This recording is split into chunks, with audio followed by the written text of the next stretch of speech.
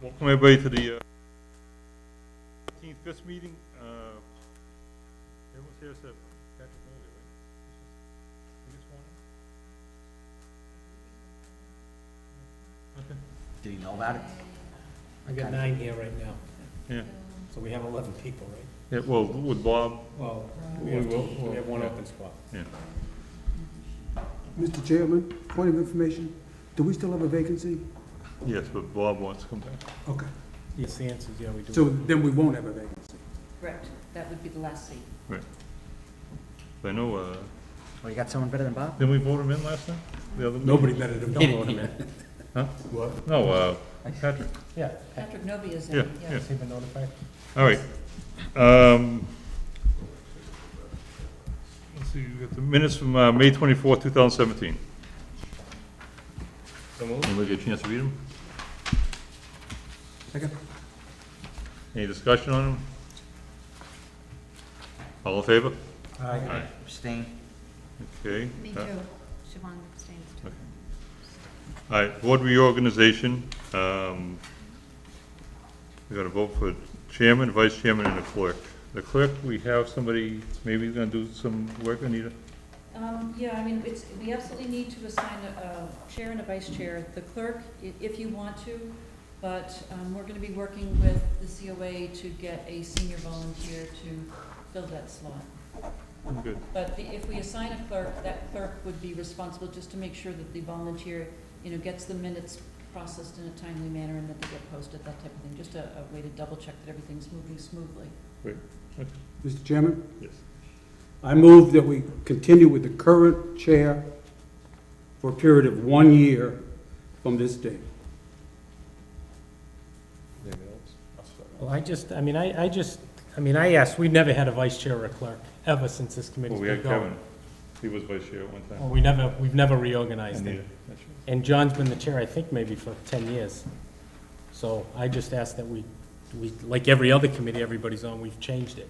Not that the person's not doing a good job, but it becomes one person's committee, not that all of the people that are on this committee. That was been my only thought, that we should bring it up every year. It would be every year, I think. It should automatically be every year. Right. Like every other, all of us are on committees, we reorganize. Has the motion been seconded? I mean, we Hey, have, Doug and I heard seconded, yeah. so we're in discussion? Yeah. Isn't it customary for the nominator to give reasons for the nomination before anybody else speaks? That's fine. I don't know what he's asking. Go ahead, you can speak. John Hadley should continue as chair of the FISP committee for the following reasons: consistent ongoing performance in bringing action items to the agenda to further the committee's objectives and policies; thorough oversight performance at weekly attendance at construction meetings for the police project; effective leadership in preparing the presentation and public relations initiatives for the senior center at the town meeting and ballot; effective ongoing communications and working relationships with all stakeholders and vendors in both the police station and senior center projects. Thank you, Mr. Chairman. I just want to say, I have no issue if somebody else wants to be chair. I have no issue at all. So if somebody wants to nominate someone else.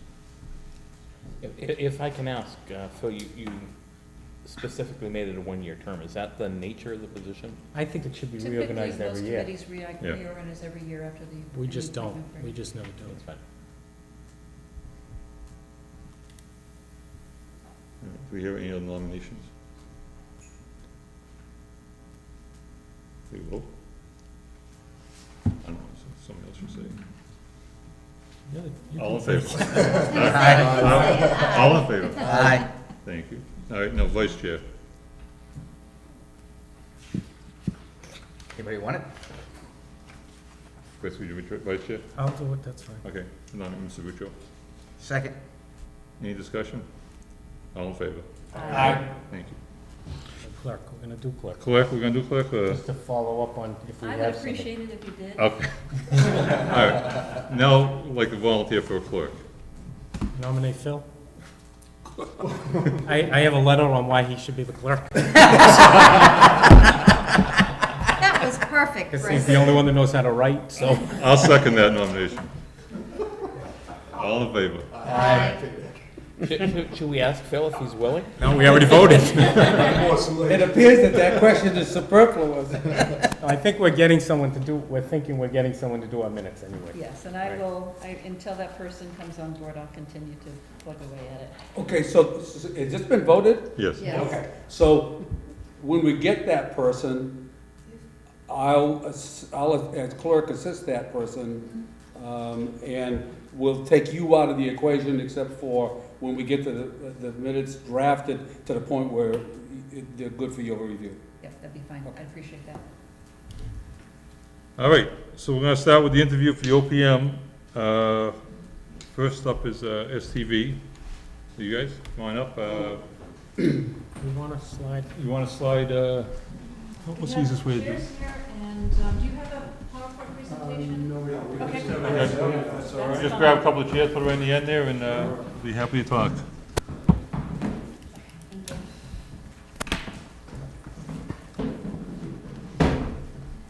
Maybe while you're passing those out, we can do a round of introductions for you. Excellent. Okay, so I'm Anita Shipers, I'm the town administrator. Chris Ruccio, I'm on the Board of Selectmen in this committee. John had the Board of Selectmen Committee. Pat Crowley, Board of Selectmen. Bill? Phil Mallett, Angel Brook Village.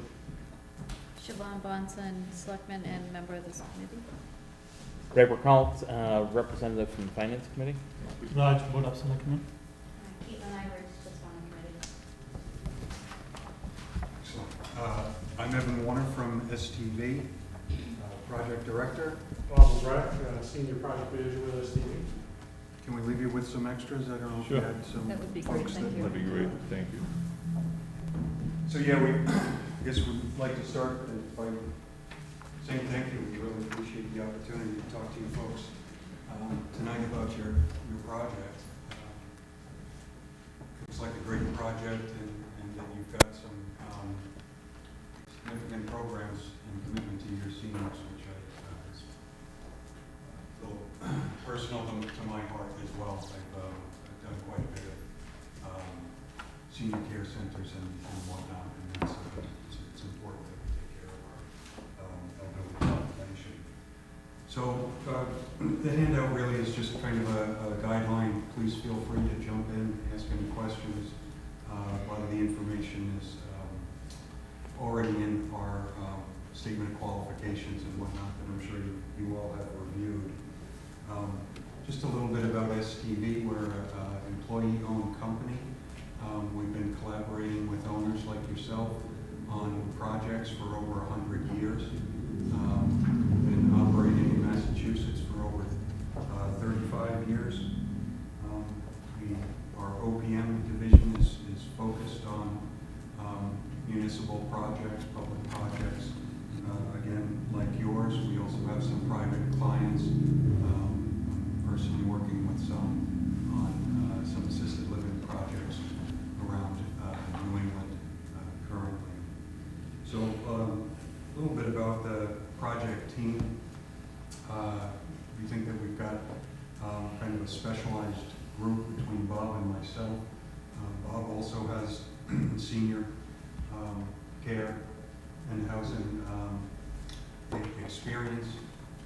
As the project director, I'd be more of an overview, making sure that the project deliverables and the things that you folks, whatever is important to you, that you folks are getting, that ultimately what we want to do is have a predictable outcome.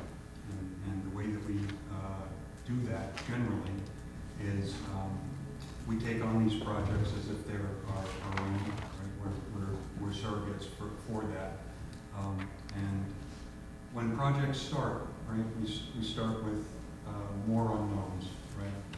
A little more risk relative to that, right? In terms of what's really the project scope, how much is that really going to cost, how long is it going to take.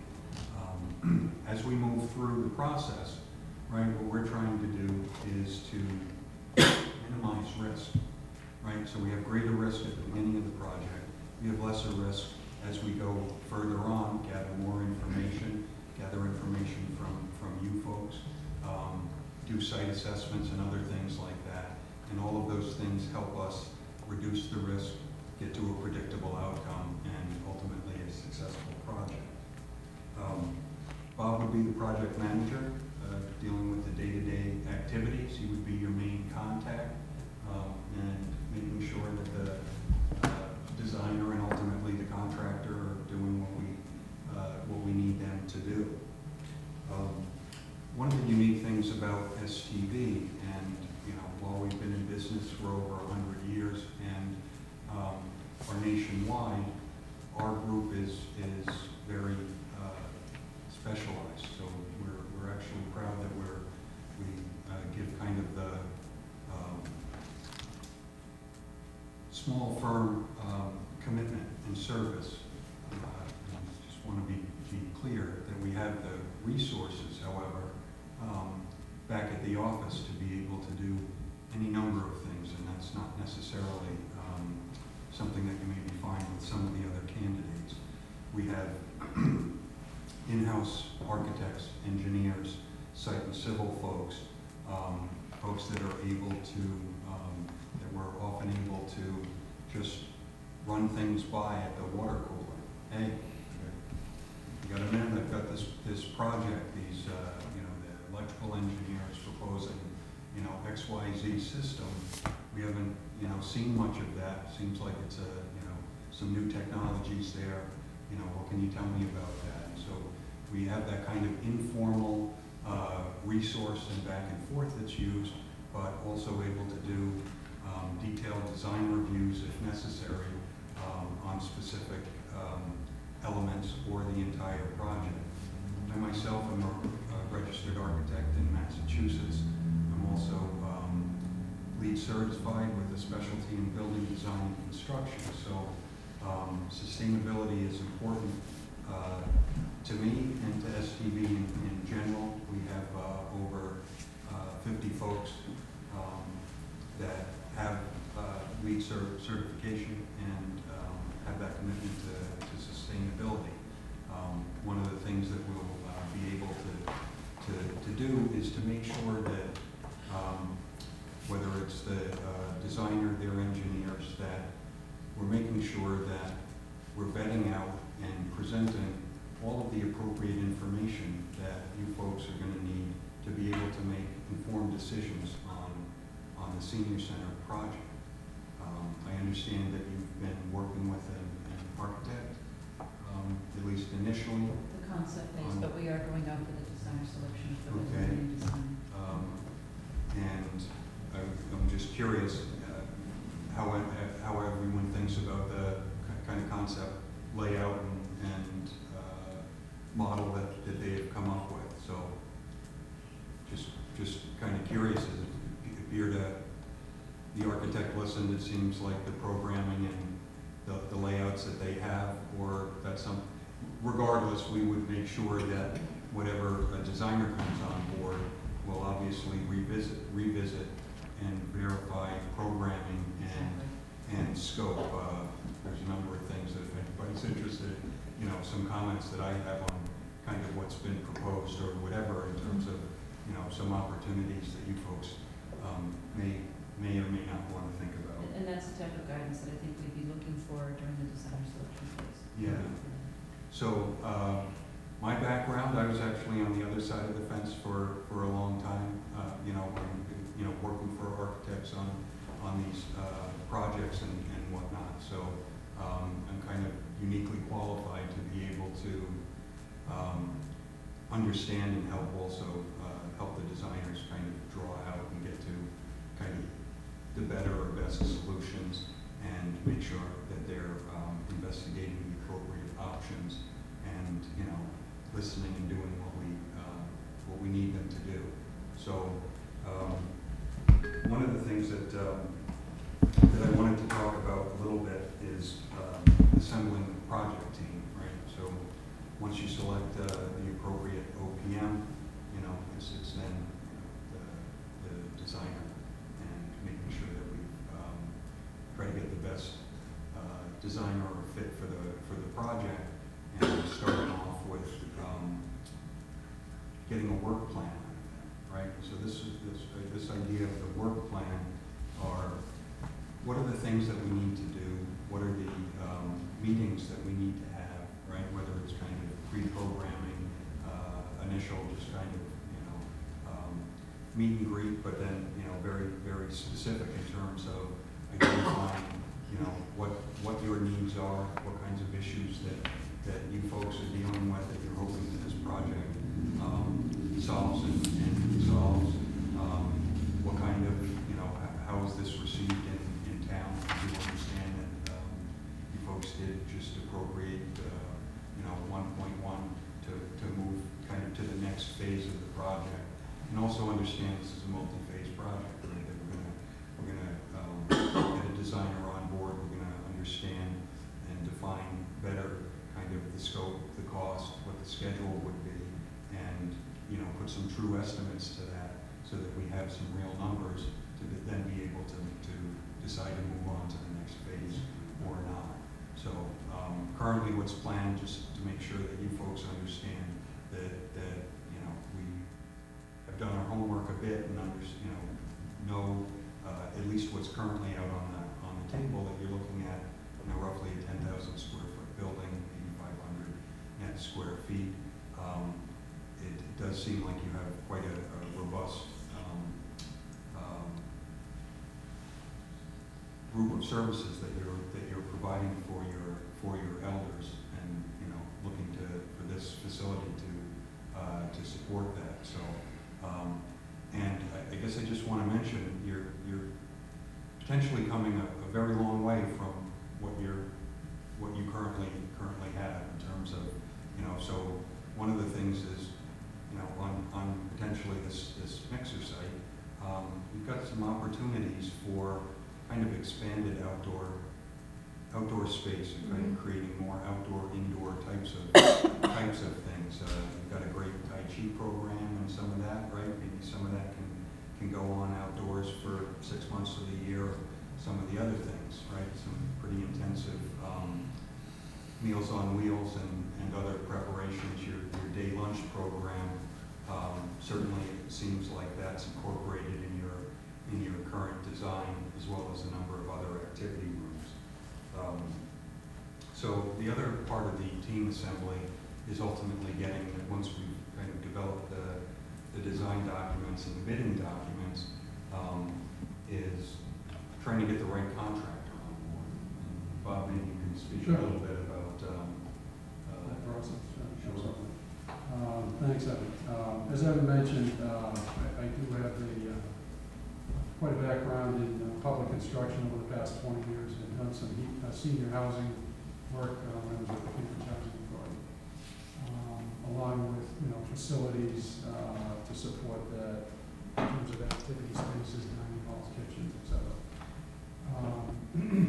So in terms of the assembly of that team, we would foresee for a building of this nature that you'd most likely want to pursue a delivery method under a general contract. There'd be potential file sub-bid contractors, and based on the value, anticipated value of the project, you wouldn't necessarily have to pre-qual them because of that.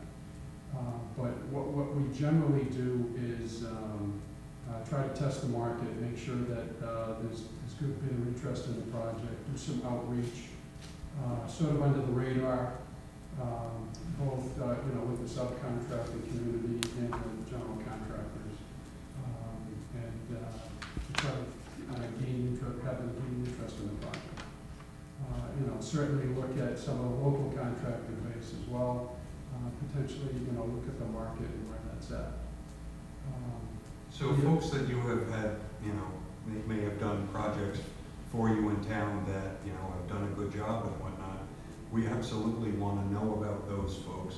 We want to make sure that they know about the project, before it goes out to bid. So often what we're doing is calling or emailing these folks, hey, we're finishing up this great project, bid documents are going to be available, this stuff's going to be, advertised in the Central Register, those type of things. We want to make sure that that we're getting a good selection and a good mix and plenty of participants, because that's what ultimately gives us you know, a good construction value.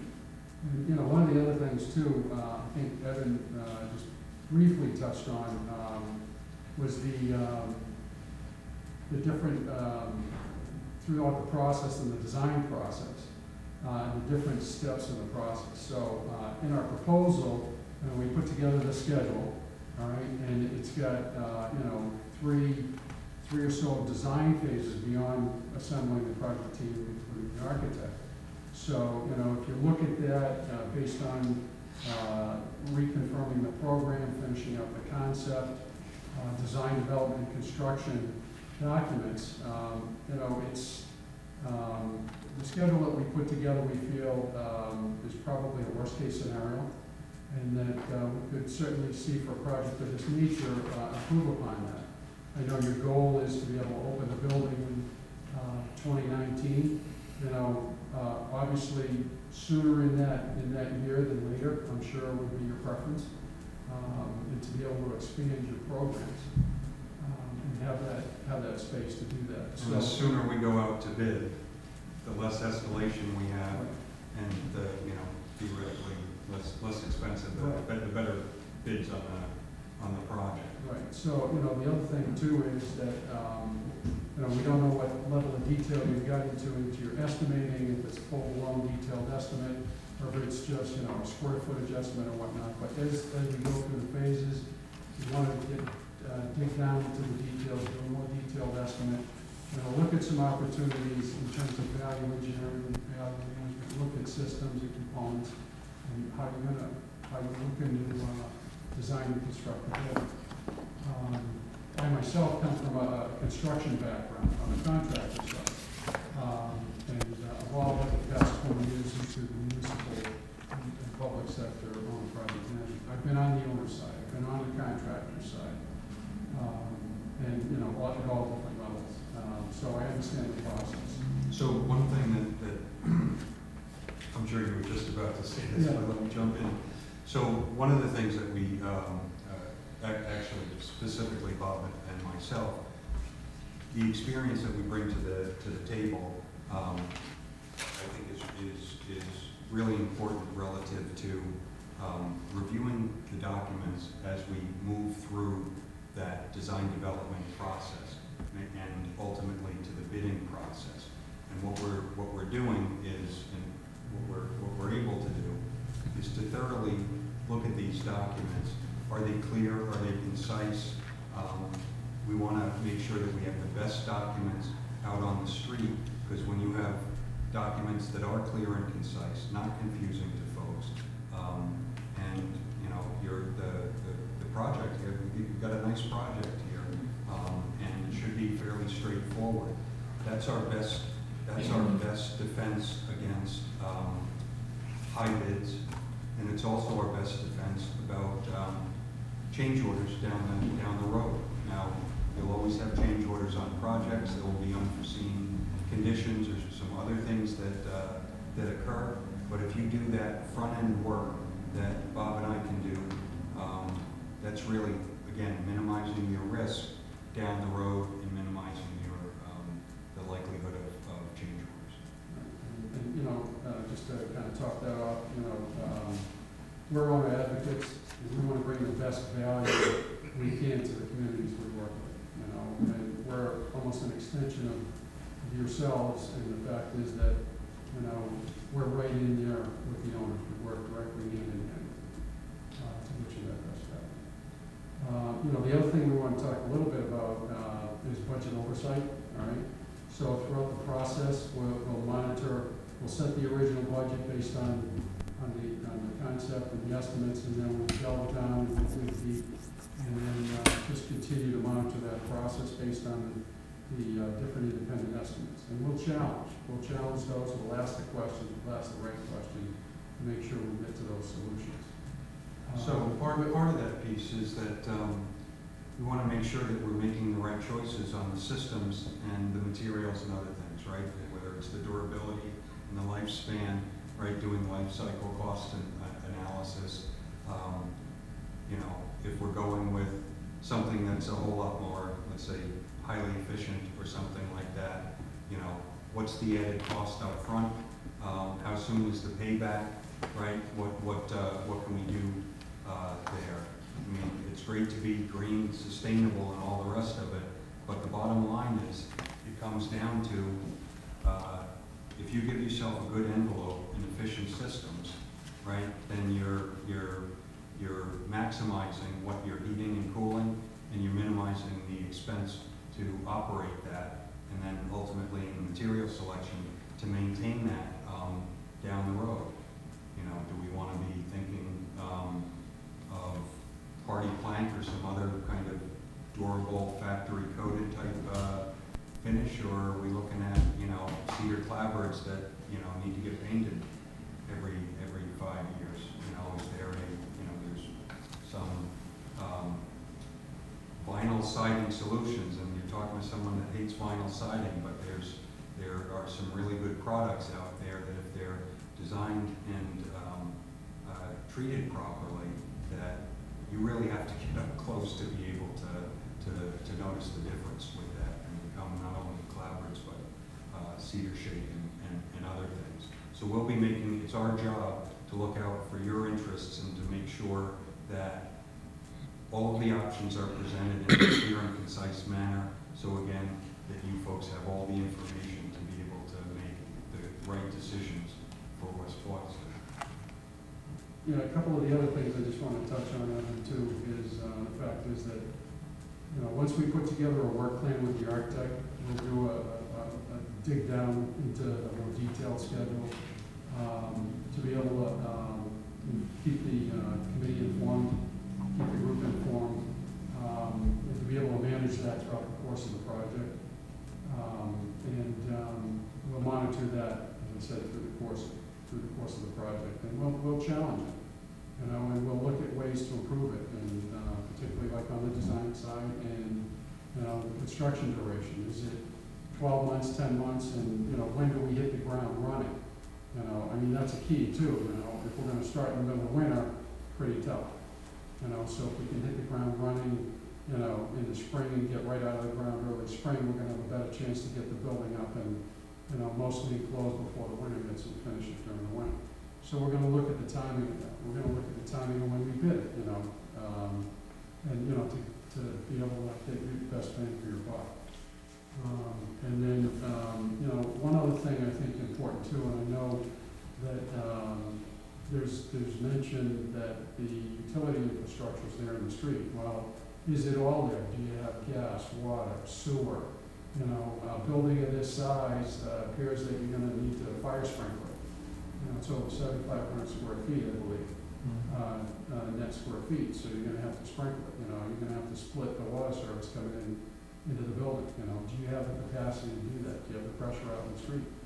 You know, so we'll look at and ask all those questions and try to turn over all those stumps so that there's no surprises and we minimize the risk. So I guess in addition, or kind of tied to that, I just want to be clear, especially since we have someone from the police department here. It's our job to make sure that the designers and their appropriate engineers come before the appropriate, whether it's DPW, whether it's water and sewer, police, fire. We want to get plans, right? Proposed plans, site plans, floor plans, all of that in front of these folks early on to be able to get the input and then come back and verify that. We want to make sure that, you know, if we need a fire loop around the fire truck access around the entire building for life safety purposes, that, you know, that we're pursuing that. And we're not leaving that stuff till the end, or God forbid during construction, and, you know, someone's talking about, well, what's really at the access control? What do you mean we don't have any, you know, direct line to the police department or some kind of, you know, whether it's a panic device or some of those other things. So we want to make sure that we meet with the local folks and understand what their concerns are, and what we're going to need to do to develop this project properly and get to a successful outcome. So I know that we were talking probably well over our Yes. 15 minutes, so I think at this point, this is what we do, and we would love to be doing this project for you. Love to talk about, answer any questions that you folks So may have. questions, we can start, and anybody have any questions? Yeah, for internal clarification, we're presuming an integrated clerk of the works would be part of this contract? So can you talk about access, daily, weekly monitoring of the project, and how you would approach that? Sure, well, you know, if in fact, you do desire to have a full-time, on-site clerk of the works, site manager, we certainly have them, doing a review of the construction work on a daily basis, checking quality, checking the materials that are delivered against the submittals, the approved submittals, to make sure they're the right products. They'd be monitoring the manpower, putting a daily report together, any specific notes that need to be accounted for on a daily basis, photographing various elements of the construction as it goes in, watching the sequence of the work, because oftentimes if you're out of sequence with the work, the quality suffers. All right? And I've been in the field a long time myself, and you know, when you have the right experienced person on site, they'll be able to help in the process with the contractor, make sure you keep them on track, head them in the right direction, you know, blow the whistle, so to speak, when something's going wrong, and awry, and you know, not let it be swept under the rug, so to speak. I think some of the other aspect to that is actually being able to assist the contractor and the architect, and kind of making sure that contractors are submitting RFIs very quickly, right, and identifying potential issues.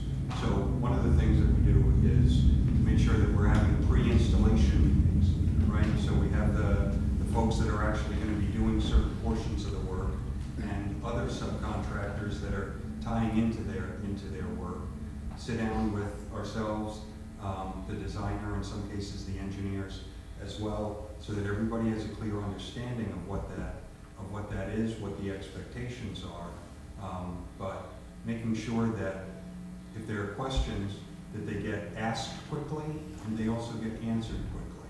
Because nothing kills a job more than, oh, I've got 3 weeks to answer this question by a contract, and if every one of those questions takes an additional 3 weeks. So we actually pride ourselves on being able to help and assist that process to make sure that, you know, hey, after a week, if we haven't heard back, if that's not, you know, resolved, did you call up and call the architect and you say, hey, where is this at? You know, we really need an answer here. You know, you need to chase your engineer and respond to this thing in the next couple of days and help facilitate that process. 'Cause if you Mr. don't- Chairman? I was impressed by your homework, and I want to see how far it goes. How much else do you know about how we're financing this senior center? You know about the 1.1 million. Do you know any of the other numbers, the total cost number, the projected construction cost number that we're working with? Yeah, the 5.4, Is the projected construction cost? correct. At least based on, so let me just clarify this. I think it was a slideshow or a presentation, and it was absolutely fantastic, where kind of identified the project and, you know, kind of why doing it, the test case, and I'm using the wrong term, in Rockland, about how in 2014, right, they've got, you know, prior to, you know, doing a new project or increasing that size, that they had 8,000 visitors a year, and 2 years later, they're up to 30,000. That's unbelievable. My reason for asking the question is, I didn't want to divulge information that maybe I shouldn't have, but you know what these figures are. It's 6.5 total cost, 1.1 that we have passed town meeting and vote. How comfortable will you be working with the directive to maintain quality while significantly reducing cost. When I say significantly, I'm talking 10 to 20%. Well, it is always our job to get the best bang for the buck, make sure that, we're having economical design solutions, and that we're making decisions on good information. Unfortunately, if where you're coming from is, this is what we have regardless of escalation or any of the rest of this, this is, this is what we need to get to, then we'll make sure that we're having conversations amongst yourselves and the designer to make sure that we do that. And some of the ways that we actually do that is that we identify very early on in the process. So a lot of jobs wait till you get to, you're almost done with construction documents and you identify some alternates, and that's just for bid. But if we start that process with the early estimates and the early scope and say, okay, so if we're, alternate materials or reducing scope and whatnot, that we have choices along the way to be able to help rein in costs and stay within your overall budget. So you're gonna reduce scope. What does that mean? Program? Potentially. Usable space? Hopefully not. I understand that the goal would, we would like to get you the biggest and the best for the money that you have, and we think that we're in a good position to be able to. Given projects that are being bid similar to this today, now, are the figures that I presented to you just now high, in the middle, low? It seemed to me that we're probably in the middle to lower range, but I don't think that that's unreasonable. Bob and I were just talking about. So that. projects this size, senior centers this size, that you are observing going to bid now, are this price or higher? A lot of it has to do with location and other things, but yes. Systems, level of finish, utility infrastructure, do you need to bring more utilities in, do you have sufficient utilities there? What do your site development costs look like? That's where the Fortunately, you numbers- have a greenfield site, hopefully there's, no unforeseen conditions on the site. Those can certainly drive project costs up. And then, like Evan mentioned, you have to look at it, is the architect proposing a Taj Mahal or a palace that you don't need? So we're gonna challenge that all the way along, and, take a look at those materials and those products, and, provide you with a good product, but, obviously, if you're looking for, a mid-range level finish, we'd want to bring you that mid-range level finish, not, the upper echelon finish. And if you have a specific value in mind, such as you do, that you have on the table, we'll look at each estimate every step of the way throughout the design process and look at, well, are we designing the budget? If not, why not? And what are the issues? And then we'll start to look at each of the components and the systems, and how do we get this back on track, and how do we rein in the architect? So one of the things that we don't want So, to Chris, be, go ahead. Yeah. Just, I looked quickly through your projects, and it looks like, I saw 3 senior centers that you folks worked on. Do you know if these were, remodels, or if they were additions, or if they were just soup to nuts, you were the project manager on it? Holyoke, Natick, and Westfield.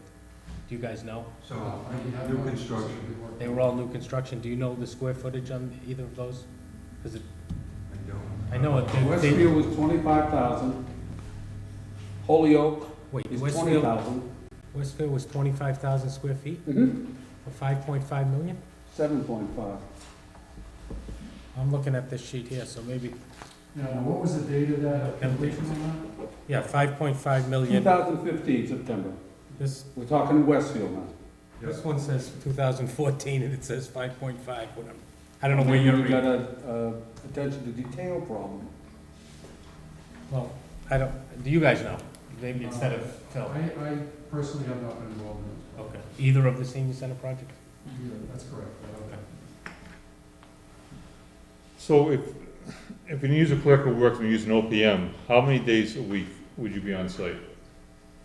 But it would depend on your budget, you know, I mean, do you want somebody budgeted 50% of the time, full-time? Very difficult to be able to put somebody on a job just 50% of the time and split them, depending on other assignments, and most of them are usually full-time assignments.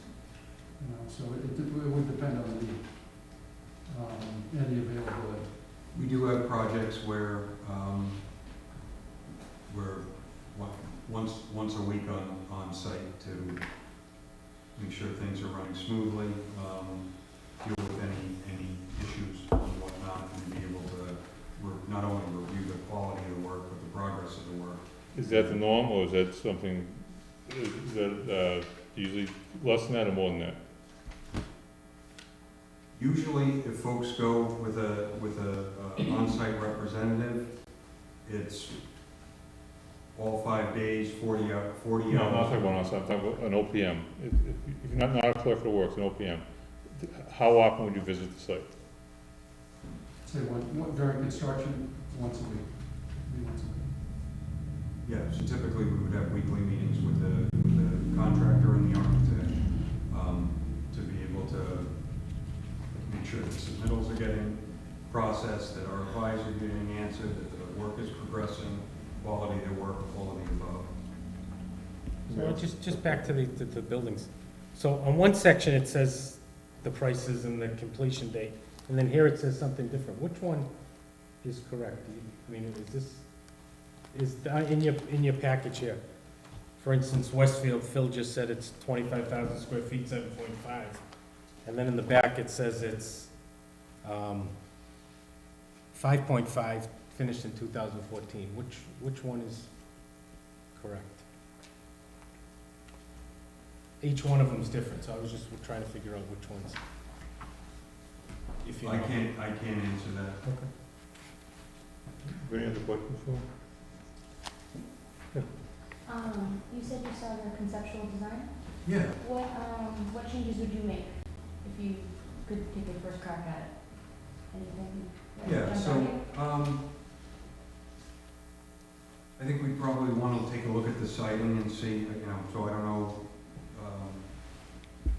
how important that, buffered wooded area actually is in terms of, hey, we can't touch, any of that tree, we need to stay out of that tree lineup or not, but, I'd be looking at a couple things relative to, siting. We obviously want to make sure that the orientation is most conducive to natural daylighting and taking advantage of that orientation for heating, cooling, most efficient building in and of itself.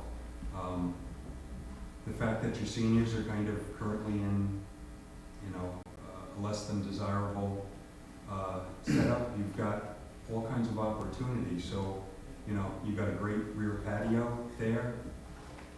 You want to make sure that at least when you're siting the building, that you'll easily be able to expand that if for some reason you couldn't afford to enlarge those areas as they are. I think some other even informal areas that wouldn't particularly cost anything is, making sure that you've got some larger lawn areas, perhaps with shade and whatnot, for some of these outdoor Tai Chi or other activities and whatnot.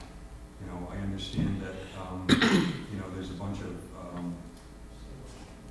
kind of medical assistance and whatnot that's given. I see kind of a wellness room. Do we think that's enough and a kind of an appropriate size?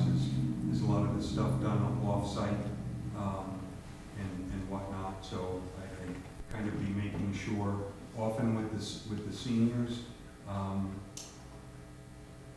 you're looking for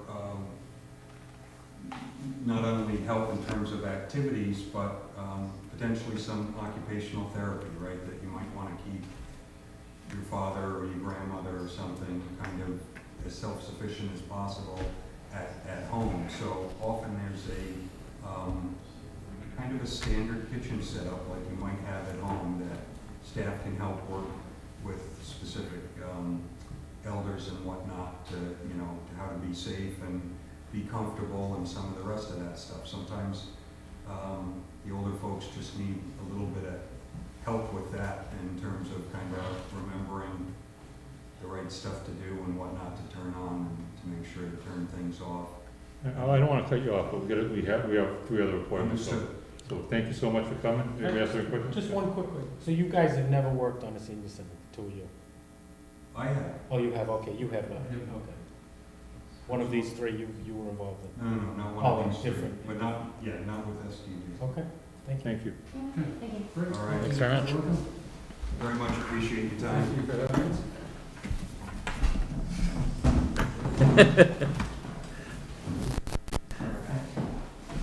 Tell the other guys come in. It's P3. P3.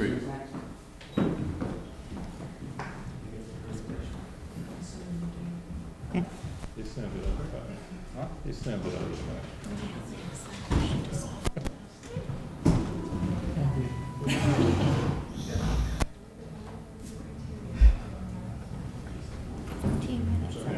So did you see what I was, Phil, did you see what I was looking at? Did you Yeah. see the differences? Oh, yeah. Okay, I just didn't know if you noticed it from before. I'm guessing those are the differences between the all-in cost versus the building-only cost. I didn't want to give him the answer for it. But they- know that. It's his project. You don't know That would be about in the right range. 7.2 to 10 million, I can't believe they didn't send the guys up there. 5.5 to 2.5, Yeah. and 5.4 to The way I 8.1. look at it is I had to read it, they should have read it.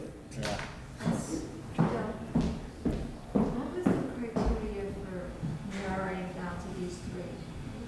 Believe it or not, those were the best 3 out of the bunch. They have it. Really? Okay. Where's the hot seat? Yeah, Right there. right up front. Do you guys have a slide presentation? I do not. Okay. Turn that off. It's in person. Sorry.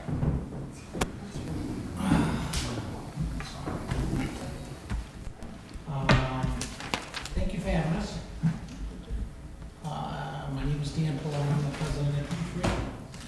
And we submitted on your project because we need 2 senior centers. We've completed 3.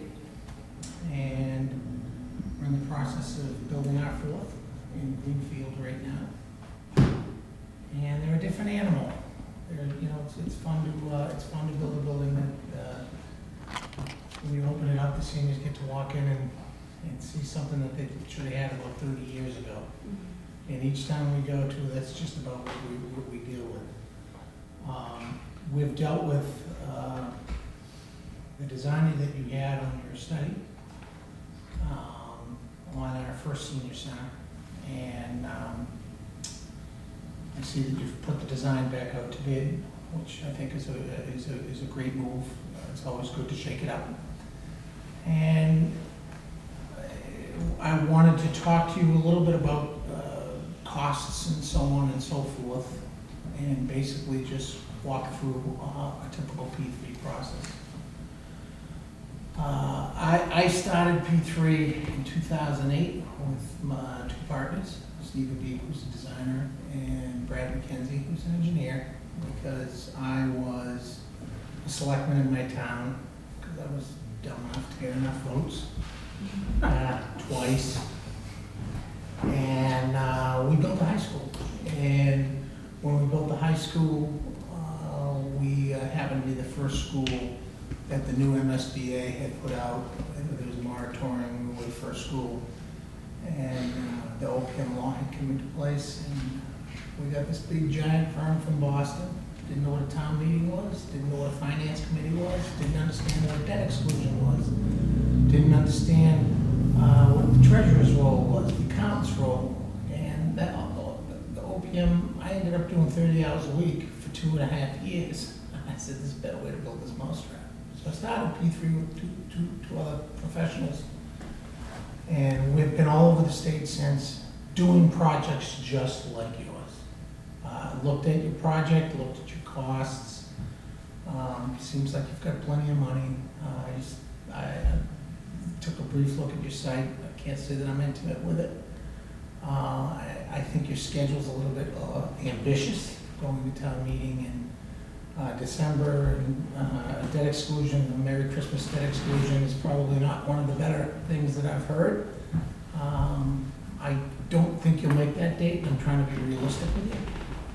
And you're not gonna start construction in January anyway. You wanna probably start construction in March or April.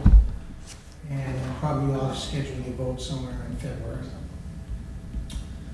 From a cost standpoint, our senior centers are all over the place. In Kingston, it was really low. In Rockland, it was really low. In Greenfield, it was lower than what's been bounced around, because it hit just a month ago, and it's $352 a square foot. But it's lower than what. Greenfield's 9,200. Is that the all-in cost or building only? Building only. What's the entire all-in? project cost for Greenfield's 4.5 million. For how many square feet again? 9,200 Gross square feet? Gross, yeah. gross. So what's that, like 7,200, 7,500 something? We call it a 9,200 square foot building. I mean, we didn't subtract out the bathrooms, the walls, and all that for the purposes of selling them. We sold it as a 9,200 square foot building. We did the Westfield Senior Center in Westfield. So you were Go ahead. the last guy was also the project manager of the Westfield. Is it just? It is not, I don't wanna disparage my colleagues, but I was brought in to finish the project. We were brought in from bidding forward. The design and the design developments, schematic design, and the construction documents were done by a previous firm. That project came out awesome. And it was 22,000 square feet of building, but only 18,000 square feet was finished. 4,000 was left unfinished for future. What was the cost? I think that one was 7.4 million, and I think the construction was 6 point something. I don't remember off the top of my head. I think it's in here somewhere. We take our projects seriously, and we take the role of defending you very seriously. Now, I've gone through your websites, and I see that you have a very capable, that's doing a police station project. It's difficult for us to go knock a guy off the top of the pyramid, especially when his project's winding down and this project's winding up, and I can appreciate that. I don't know how the others do it, but the way we do it is we treat the designer and the contractor as potential enemies of the state, and that includes the designer, and that is our role to protect you from the designer as well as to protect you from the contractor. We will review the documents at every single phase possible. We will review geotech, we will review survey, we will coordinate all of the methods and means necessary to get the parts and pieces together for the designer. But when the designer gets moving, they tend to want to forget their purpose, and this is all designers and most projects. They forget sometimes why they're here, and they kind of go off on little tangents. Some like to go overboard with finishes, some like to go overboard with spaces that aren't needed, some like to have big lobbies, some like to have fancy entrances. And it's those type of things that on a public construction project tend to get a lot of notice and also cost money. And we try to skirt those things out, not only on the programmatic side, but on the schematic design side. And then when we get to design development, probably the most important phase is design development, where we're gonna, as a team, decide what systems go in the building. And there's a lot of systems today that can go in a building, not only from the HVAC standpoint, but lighting today is so different than it was just even 2 years ago. We've just started a school in the town of Hanover that does not have a light bulb in it. It's entirely LED. Every little light is LED, every little exit sign, every classroom light. It's amazing. And that's what's coming down the line. Those types of decisions will be made from a systematic standpoint by you after you've explained what all the systems are. Then we'll get into construction documents. And the construction documents, as you are aware, as a standing committee, are the legal construction documents are the legal documents. We review them very carefully because if we can vet it before it goes to bid, it's not a change. This is technically a big house. It's not a complicated building. It should not be $6.5 million. It should be a lot less. Can you elaborate on that? I would be happy to elaborate on that. Depending on what systems you use, depending on what you want your energy costs to be, depending on what you want your finishes to be, this entire project should come in under $6 million, in my opinion. And that is very achievable, and it's been achievable on projects that we've done. Like Greenfield's 4.5 million, and it's 9,000 square feet. And it's a beautiful senior center. When was it bid? It was bid 1 month ago. It's how many square feet? 9,200. 9,200? And it was bid at 4.5? No, it was bid at 3.37. It was bid at 3.37? $362 or $65 a foot, somewhere in there. Is the prevailing wage different out there than is there? The prevailing wage is different, but not substantially. It's lower in Greenfield than it is in the Worcester area. Right. But it's not enough to make a $50 a square foot difference. It really depends on how the OPM reaches out for bidding. You know, when we go to bid, we don't just put an ad in the paper and hope the bids come in. We call. We call the 5 sub-bidders. We call the general contractors. We want you to get adequate coverage, because if you get adequate coverage, you're going to get a lot of buzz on the street. When there's a lot of buzz on the street, the suppliers know there's a lot of buzz on the street. They have to lower their prices. So it all trickles down based on, it's like Facebook. Once there's a little buzz and people see all the hits on it, it becomes more popular. So when you have 3 projects going now, how many people in your office? In our office right now, we have 1, 2, 3, 4 people in the office, and we have 8 people in the field. So how could you, somebody for the field, how often? Our clerk of the works are employees of ours, and we do it a little different than our colleagues. Our clerks, we call them field managers, and they are MCPPO certified, and they will have the ability to make a decision. They're not going to be there to document whether the concrete's the right temperature. They're going to be there to document whether the concrete's the right temperature and whether, you know, we can shift this an inch. Those are the type of things that our field managers do. We do it a little bit different than our peers. I would probably be on site at a minimum of once a week. I would attend probably 80% of the construction meetings and all the building committee meetings. And what would you expect of a clerk of the works based on the scale of the project? How often would they be on site? I would expect that would depend. The truthful answer to that is it would depend on 2 things. One, who the lowest responsible bidder is pursuant to Massachusetts Chapter 149.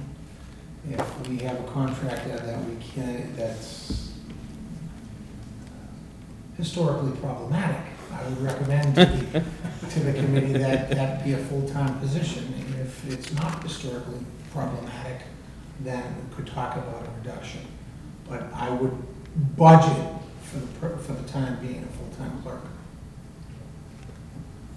So you would be comfortable working under a directive to maintain quality while reducing costs significantly? Yes. 10 to 20%? What do you consider to be our total cost, construction Well, cost? your total cost, according to the information that I read, was 6.5 million, 1.1 million. So 10 to 20%? 1.1 million in the first debt exclusion, and then 5.4 million in the second debt exclusion, 4 million, 0.05, I think, for the actual construction cost. There's a big delta between that 0.4, 0.05 and that 6.5. I haven't quite figured out what you're doing with that, but I want a big chunk of it if you're gonna get it. All right? Because it sounds like you want to. We have tried to be conservative. You should be conservative, you're dealing with the taxpayers' money. I've been doing town government since. So 10 to 20%? I think that if you take 6.5 down 600,000, you're gonna be under 6 million. I don't think that's unrealistic at all. I think you can go a little further. I really do. Now, you just said the important word now, and that's quality. With quality comes, there's only a few ways you can reduce a project. One is to reduce quality, and the other is to reduce scope. Those are the only two ways to do it, all right? And the third We can way, get contractors into really vicious bidding. we'll get contractors into really vicious bidding if we have a project that's designed such that has materials that are readily available and that multiple suppliers can do. Again, I'm going back to my initial statement, okay? The architect needs to be babysat, okay? Materials need to be looked at. That spec book's this thick. Every single material needs to be looked at. Can I get it locally? Can I get 3 different bids on that locally? Maybe I can. Architects like to throw in every once in a while an oddball weird thing, like blinds from Norway. Great. Can't get it anywhere but Norway. All right. So these are the type of things that happen on projects that drive costs up. I'm telling you, if you want to get the senior center to be like my other senior centers, you gotta babysit the designer and you gotta babysit the contractor from day one to the end. And you've gotta trust your OPM. I mean, and I mean that wholeheartedly. If P3 is selected, when you guys leave here today and say, hey, we're gonna knock Cardinal off the block, boom. Okay, so if you make that choice, you have to be ready to go right to work and understand everything that I'm going to be telling you about your designer and your contractors, because it's going to be times I'm going to bring you some tough decisions to make to keep the project on track. But I can't make the decisions. You guys can make the decisions. You said the timeframe isn't reasonable for 6 months, is not reasonable to get No, it's going to take, I didn't check to see where you are on the designer selection. It hasn't started, right? The proposals are due on the 19th. Yeah, see, I would have liked to have had input on the proposals, because that's what the OPM does, because I would have probably written it a little different line. It sounds like you broke it, so I'm not trying to step on your toe. Don't vote me out. Don't give those guys the eye to vote me off the island. But the selection of the architect on this one's very important. I can't tell you how important it is. They have to have the ability to be able to do essentially public wood frame construction, which is not as normal as you think it is. It's not. Because you're gonna have some pretty good sized spans in there, some pretty good sized trusses, some engineered LVLs, and all of those details, if they aren't correct on those drawings, are change orders. And if it's designed incorrectly, to put it together is gonna take forever, and the framing costs are gonna go up. Right, so there's a whole slew of things that can go wrong in a simple little building that's nothing more than a house. So the architect needs to not only have the ability to detail that type of a building, the architect also needs to know what a senior center is. There are hearing issues, visual issues, color issues. I don't know if your COA director's on this committee or not. Hi. There you go.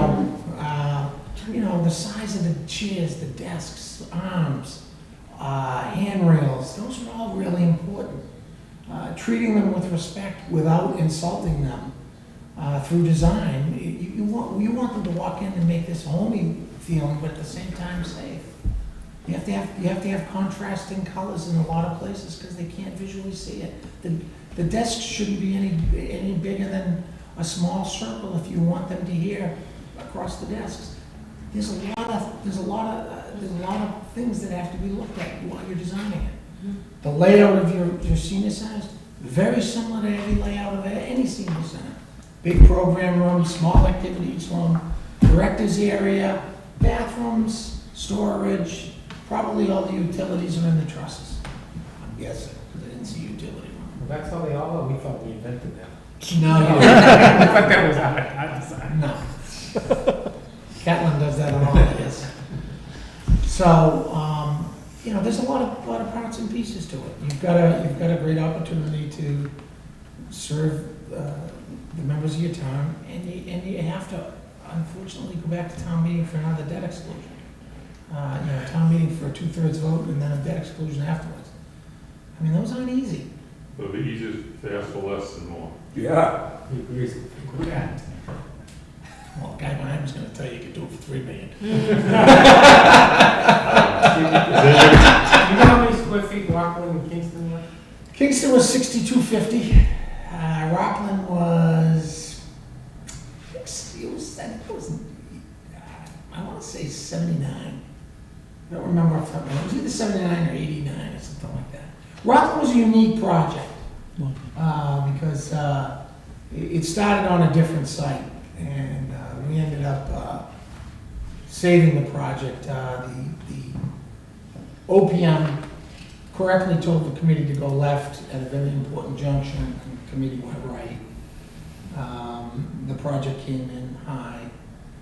The committee came back and said, Dan, you were right. I said, yeah, I know I was right.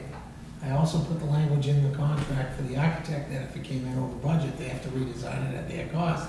And off they went, redesigned the HVAC system, and put in something that, you know, a human being could operate, and not 5 PhD engineers with pocket protectors. And we came in right where we were supposed to come in. The project got built, everybody was happy, and I was so happy to see it on your slideshow, at the success. We had similar success in Kingston, and almost as much in Westfield. You build this, they're gonna come in droves, and this poor woman over here is gonna be worked to death unless she gets staff. And you can't, she doesn't know what staff she's gonna need until she's there a year, so that first year is gonna be total hell for her. Anybody have any questions? Well, I just have one more. So you think you would like to be put on before we go to the next stage with the architect? The OPM should be reviewing the architect's submittals, Right. and the OPM should make a recommendation to the board, even if you don't like the recommendation. That's kind of what the law says. That's what the OPM law is about. Is the OPM is hired first and helps guide the committee, get the architect on, so that you don't go down the wrong path.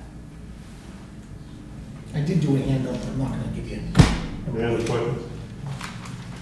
Great presentation, thank you so much. Good luck. Appreciate it. Thanks.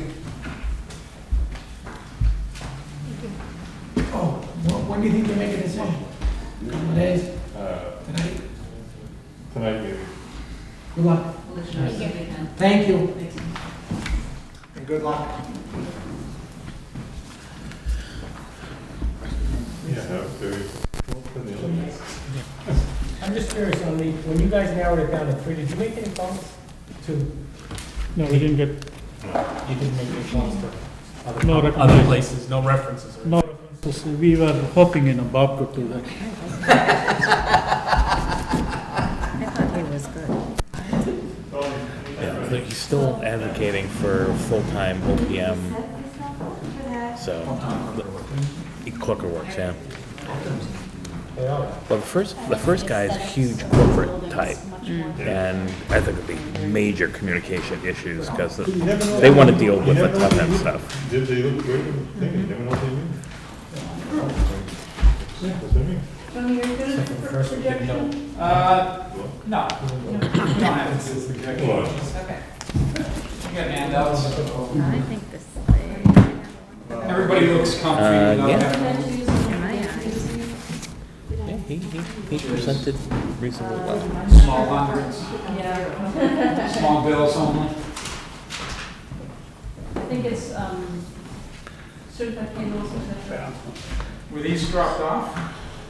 They come into Nancy and she's been forwarding them to you. So it's not the pay rep? No. You got that Got already? that, that's in a different one. Okay.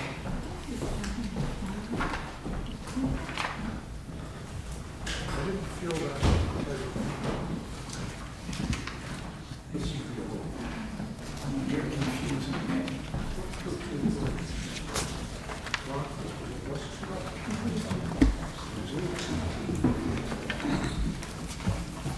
Outside.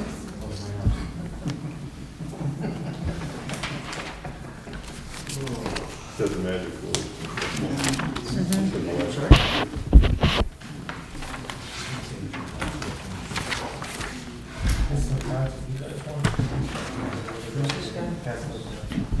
Do we need those? Somebody new? I don't think the other gentleman. Yeah.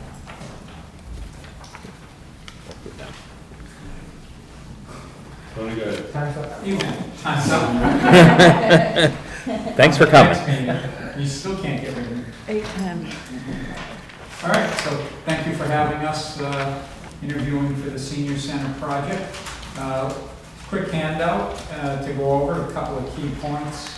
I think for those that weren't on the committee when we were hired to do the police station project, corporate overview, you know we're involved in your You project. started without me? They said go. They actually said go home, but I stayed anyways.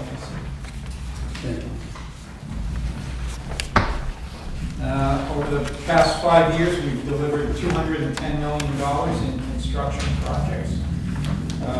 Some pretty premier clients around the Worcester area, or Central Mass area, and very happily add West Boylston Police Station to that list.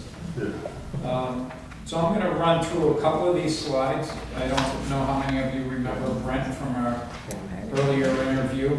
And really, he becomes much more of a key member in the senior center team because of the value engineering that needs to take place, the cost analysis that have been done, the things from your presentations, and your public presentation slides and informational sessions that you've had. He's really going to be much more of a key player in this first phase, in the initial design phase of value engineering, than what you've seen of him on the construction phase of the police station. And so I wanted to just remind everybody he is the owner of the company, involved on a daily, weekly basis in all the projects, but he's really got more of an extensive estimating background, cost control, constructability review, and in a couple more slides, I'll let him go deeper into that. I'm gonna cut you off now. There you go. So, I've been estimating commercial construction for 30 years. So in every project you go on, there's budget challenges, and there's value to be found, whether it's with functionality for the intended use of the space, or if it's just a budget restraint that you have to get to. So, one of the reasons I would have liked to have been more involved in the police station. I had an operation, I had a brain tumor removed back when a lot of this was going on, so I was kind of unavailable, unfortunately. But Tony did a very nice job of getting through that process. So during the early stages, especially when you talk about design reviews and finding value and finding efficiencies, I can help. I can jump in and do those comparisons, whether the life cycle cost comparisons or just simply, one method versus another method. I can really help in that regard, and I'll be very involved in that process. And then, myself, you know my background and you know what I've been doing, and it's very similar services in both the pre-construction and should you get to the construction phase. What I wanted on this senior center team slide, let me show you, I do have some history with senior centers. I've also had a wider range of projects, and we're not the designer, just like we're not the designer for the police station, but we have a background, and we know those types of questions to ask, and we know how to drill down on the architectural and design teams. You know, whether it's a pool building, which has a very complex humidity system, heating and control systems. The center picture there is the reception area at Hudson Senior Center. And even daycares, they're unique. Everything's low. You're dealing with children, you're dealing with elderly, you're dealing with a different occupancy factor than a typical commercial office building. So we know how to manage those types of projects in a wide range of projects. And what's important are the feedback from the end users, the people who are going to be using the project, using the building. It's so important. We don't know your needs, so having folks in a committee to go to that can really relay what the end users want. What are priorities? What's important? What's not so important? What can we look at maybe changing to save a little bit of money? And what are the hard stops where the functionality of certain things really have to happen for it to be a useful, productive building for the town of Boylston? So that feedback is critically important, and then we can help once we have those kinds of parameters to work from. And then specifically to your senior center project, benefit to you guys, benefit to the community. We know the project. We've kind of been hearing on the outside of it, but we know where the building's going. We know what you've been through. I've worked with the architect that's brought the study along this far. We know the neighborhood, we know the geology, we know the site, we know the parameters. That all saves ramp-up time. And any time that we can save time, you save dollars. So there's more value, less ramp-up time, immediate cost benefit. And one of the things that I know you spent a lot of time talking about was the single story versus the two-story. And Brent and I have talked about that quite a bit this week in, the cost of an elevator. And what is it? It's not just the elevator. There's a lot more that goes into it. How much is a roof spread out? How much is a building vertical versus horizontal? So we understand where your project is, and that's a financial benefit to you and the community. Preliminary schedule. Stop me if you want to jump in with questions. We're always open to more conversation. A couple of very similar things that we would recommend doing during this early phase. Yes, we want to help you with designer selection, just like we did. We can help with interviews, set up, help you write the questions, help you do all that with designer selection, negotiate the contracts. And, again, Brent, myself, we were pretty key in working with your town council, David Dineski, over the contractual issues with your designer when they went through the design entity change. And that stuff doesn't just happen on its own. And you asked the question one day, what about their other projects? Well, that's not our concern. If some other town isn't asking for the liability insurance and the coverages, that's okay. I don't have to protect them. I have to protect you guys. And so whether it's something that happens with the design firm or it's something initial in negotiating their contract, we want to be very involved in that. And then there's survey, geotech, all the little things that we had to take care of on the PD site. We want to get the jump on those. And we already know Hub's got the points. Hub's got survey and marker stakes out there.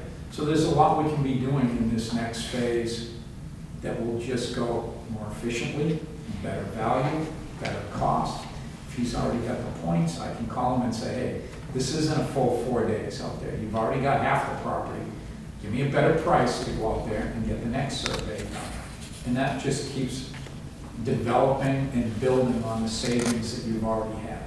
So let's take some of those team members, build on the efficiency, and it puts dollars in your pocket.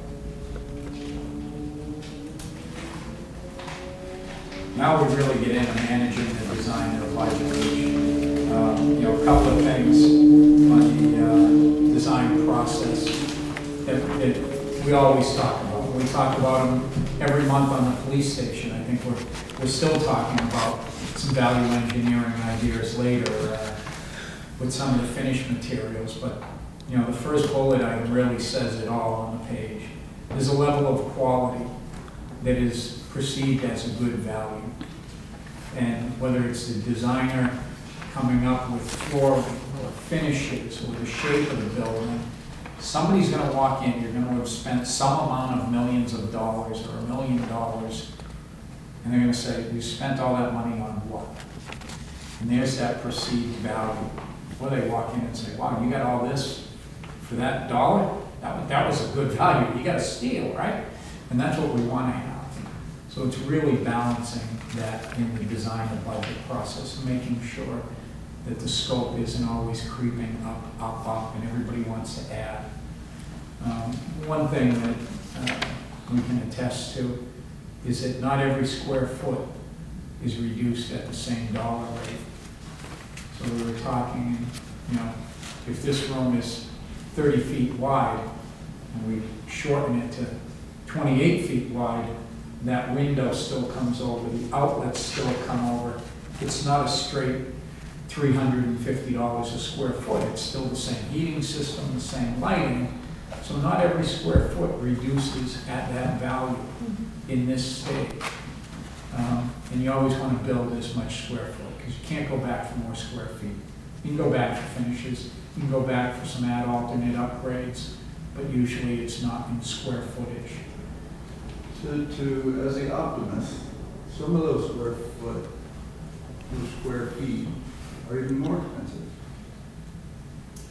That's where that hard line, an extra corner in the building, instead of a straight line, that's labor, that's cost, that's time, that's more money.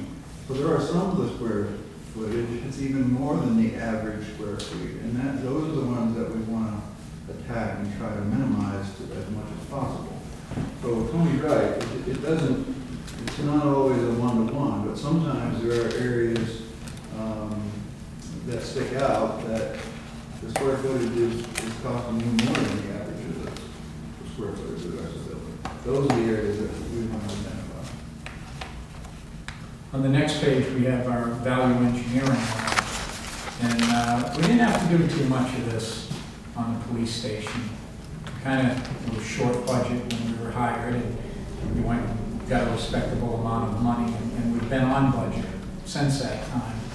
But the value engineering log, this really demonstrates the tracking ability that we have and kind of the clearinghouse of all the ideas that are going to come up from the day we start programming, confirmation and schematic design through the bidding stage. And not only will this form help categorize, let's put things in priority order. Is it an aesthetic? Is it a must? Is it a maybe? So we can prioritize, but also gives you the ability to then look and say, is there a life cycle cost to that?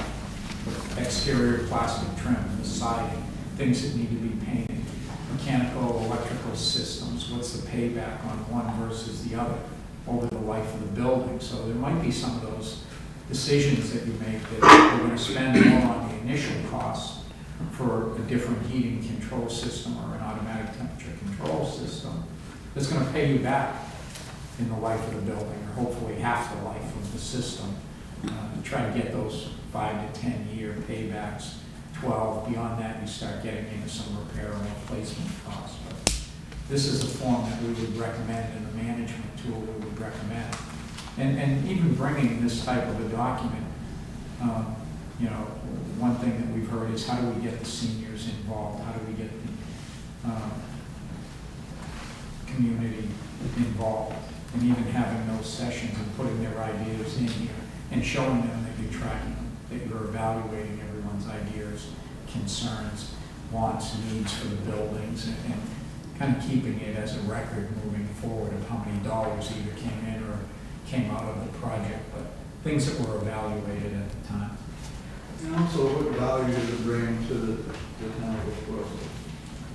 You you add something or subtract something, sometimes there's real value in having a covered patio or something to that effect. And that, only that value can be decided upon by the town. So whomever the committee, that value, we can tell you what things cost and what things are more important, but there are certain things that, like providing an elevator, does that really provide the town of Boylston value? Probably not. It's just a means to get up and down from floors, right? But having, something in the shade that's outdoors for people to sit, and maybe that's real value to you. And that's the kind of thing that we hope to help you bring the information to the table so that you can make educated decisions and prioritize what's important and what's not on these. And that's what we use this sheet for. It's really just to capture all the ideas, prioritize them, put estimates together on what we think the difference will be, and then we can take the next step with the architectural and design firm. Well, your question? Tony, managing design the budget. Yes. If your colleague had come to under 6, I'd be dancing on the table. We've got to get this project under 6. Okay. It's got to happen. Want to do it right now? Get the red pen. So let's talk about that. So I've taken a look at the numbers, and I think Tony just used the construction number that was provided by the architect and the designer. Now, that construction number is high. For this type of building and the type of construction you're talking about. How high, Brent? So I don't, so that answer is gonna have to come in what scope. The only design I've seen is what's been in your document. So, but, I could see $50 a square foot coming out of this. If we really try and put ourselves in a, Somebody help me, what does that add up to? 500K. Huh? $500,000 gets you back under your 6. so, and look, I'm throwing numbers around here. Yeah, It's not, but my gut and my experience tells me that's a very high number for what you're trying to get. Now, your kitchen will drive a lot of this. If we go hog wild on a kitchen area or something like that, you can spike up those square foot costs in a hurry, and then they get out of proportion. So there's a lot of decisions that have to be made to get there. But if you're truly driven by budget, then we're gonna have to, and that's kind of what we're getting to next. Don't take this the wrong way, but there's a hard stop for everybody. If you're completely driven by budget, metal building, dress it up a little bit, make it comfortable, and you have a perfectly good rectangular building that will serve its purpose. There is that extreme to other extremes.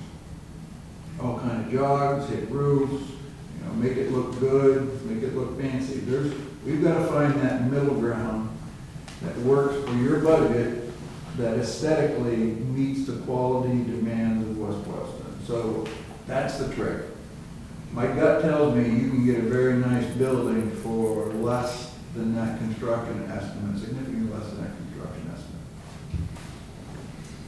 And we know that if we take the police station, all-in costs for a more technically complex building, it's less than this per square foot. But what was given to me to develop this was the construction number of 4 million. Where do I see numbers or dollars that might be missing from that? So then I looked at your actual costs for things like survey, geotechnical borings, those types of things, and said, well, if I use those dollars and apply it to this square footage, which is only off by 1,000 square feet from the PD, a little bit wider footprint, might want a few more borings, don't know what's up there, don't know when they took the last building down, what the foundation, was left in the ground, or rock or rubble. So those are some of the items that you can very clearly go through today and say, Tony, you know what? We're not overly concerned about the acoustics of the room, whether it's got echo or not echo. Get rid of this acoustical engineer to do any reviews. Whatever the architect does, great. We turn the PA system on in the multi-purpose room, and it's got feedback and people can't hear in the back of the room. That's okay with us. Then we don't need an acoustical engineer.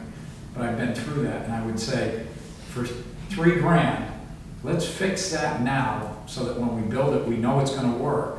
And there's an acoustical engineer that picks the speaker, that works with the outdoor, works with the cameras that might have to get set up in there for a meeting. When you pull that divider across the room, and you're going to have gymnastics on one side, or yoga or something, and another system, another activity happening on the other, does this system work in a split scenario like that? It's short money for a lot of bang for the buck. But that is potentially value to the town of West Boylston. Just like for senior center, your EPC system's gotta be right. You gotta be able to control it. And for the comfort level is gonna be extremely important. For you guys not to get constant complaints, I'm sure you know that already. So, if you're gonna spend a little money, maybe it comes out of the aesthetics on the outside and goes into your HVAC systems on the inside. That's value, but those are the kind of choices that if you want to get this budget down to where I think it can be, there's going to be some hard choices. I mean, it's not, it's a very busy construction market right now. And right now, most budgets at the programming stage, when we're in these discussions, you're carrying a hefty contingency. We don't know where you're going. Nobody really knows today. Every stage of drawings, every stage of geological testing, anything that happens out on site, as soon as something becomes an unknown, becomes a known, we can start reducing that contingency, which is already sitting here at $600,000. It's 10%. By the time you go to bid, you've hopefully uncovered 90% of that, and now you're going out to bid with a 5%. There's $300,000 off the top if we don't find any, Boilermakers in the ground or something that, there's a peat bog up there that nobody knew about, and, we find those things, and the savings is there, I guess is the ultimate answer to your question. So if I can put it into, just let me say, if I can put it in terms of, to be fair, that I used with the other candidates, right? You believe that you can maintain quality while reducing costs? Yes. Yeah. Off of this budget, absolutely.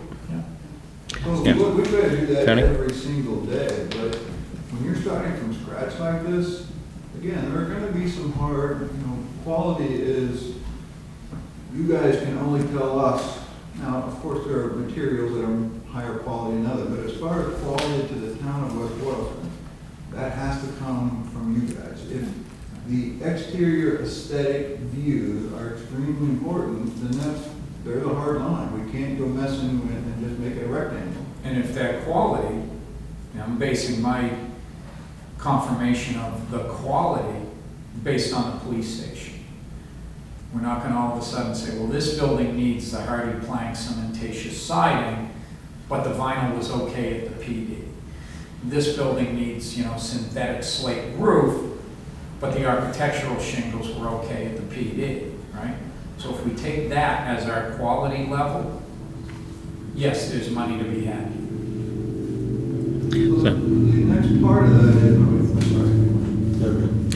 is, So you're on our project right now. Yep. There would be, 8 months of overlap or so between, if we were to select you for this project. So talk to us about how you would handle the staffing, what your expectations would be for clerk of the works time, and how you would manage that process. Would Tony, would you be the project manager for this? And I would be the project executive, as I am for the PD. There'll be overlap in pre-construction. I don't think Robert's time would overlap at all, because we'll be done with the PD really construction in September, there'll be some move-in, some punch list, and you won't be starting construction till next spring. So there wouldn't be any overlap or redundancy in clerk efforts, should you get funding, and I understand you still need to get there to get funding. Just let me explain, he's had someone else that works with him at all the construction meetings. Okay, I And haven't seen that yet. and probably, there's only 4 of us that know that, but. Oh, all right, sorry. So he's been to every, Bob Dupree, he's been to every construction meeting, and he's been more or less The clerk. the clerk. Okay. So he's on site, actively monitoring construction, finding all of the construction issues, watching out on all of the construction sub-trades and all of And those things. he's very good, I mean, he's. Yeah, Well- they should when he starts. Good. Now, in regards to the timeframe, do you know the timeframe we have set for this project? Do you feel that that's something we can do? Yeah, the Look, budget, the schedule is doable. I Back to kind town of meeting helped sometime in create December. and outline that. I think a lot of it has to do with the design team. We gotta find the right design team. So you think we could possibly go back to town meeting in December?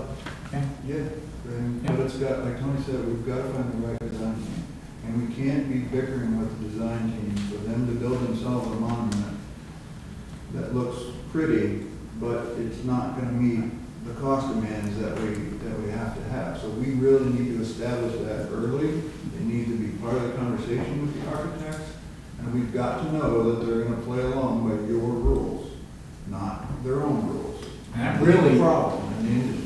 that really needs to happen at interview, because you need some commitments at interview that says, bring your team, bring your mechanical engineer, plumbing, mechanical, fire, bring your team that's gonna get this done by December, because we expect during the interview, you will commit to our schedule and our budget.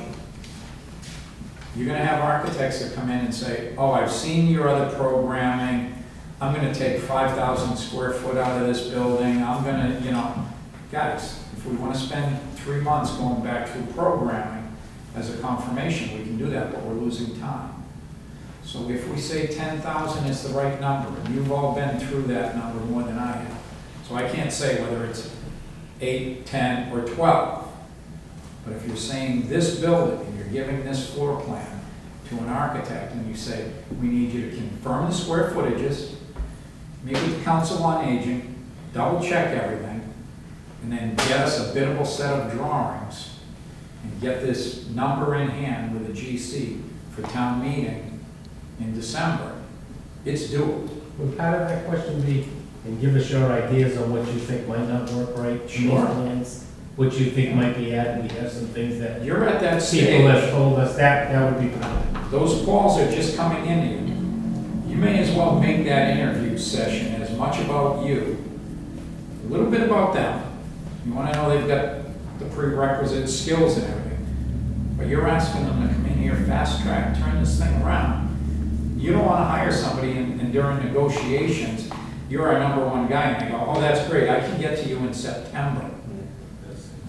That doesn't work for any of us. So what Tony's saying is critically important. It's kind of to get to the December, you need an architect that's able to jump on it right away, of course is qualified, and is gonna play by your rules. What I mean by that is, we can't afford to go through schematic design and find out that they're building to this budget, to $4.2 million. I've never shown that number. That's our biggest concern. They're gonna, So, you're not gonna show it to them, but they're gonna know. that's okay. Yeah. We've got to make it clear to them that Right. that's not acceptable. That's exactly. So their mindset has to change from the gate, and they got to know what they're bidding on, Right. because they'll design something that's $4.2 million. They gotta know, that's why he's not here, even if that's not the reason, that's why this firm isn't here. Right. You're here to do better, not match or equal, right? So that selection process is going to be critical, and we've got to make sure that they're on board with your budget, your time frame, your quality concerns, and your level of quality, what's reasonably expected. And architects, they're gonna throw it right back and say, well, we can meet your schedule, how are you guys at making decisions? When am I gonna have my site plan? When am I gonna have my geotech information for my structural? That's why, you've been through this. We know what those steps are. We can do those really quickly. Great, we'll have it for you by the end of the month. Turn around, call Hubman. I'm guessing you'd probably have guys out there within a couple of weeks, right? Now you're making the moves. Call Terracom. They have all the baseline information from the PD geotech. You want the same geotechnical engineer looking at the same soils, running the same Proctor sieve analysis, so he's going, yep, shallow foundations, spread footings, here we go. Here, Mr. Architect, start designing. Right? And that comes, it's very important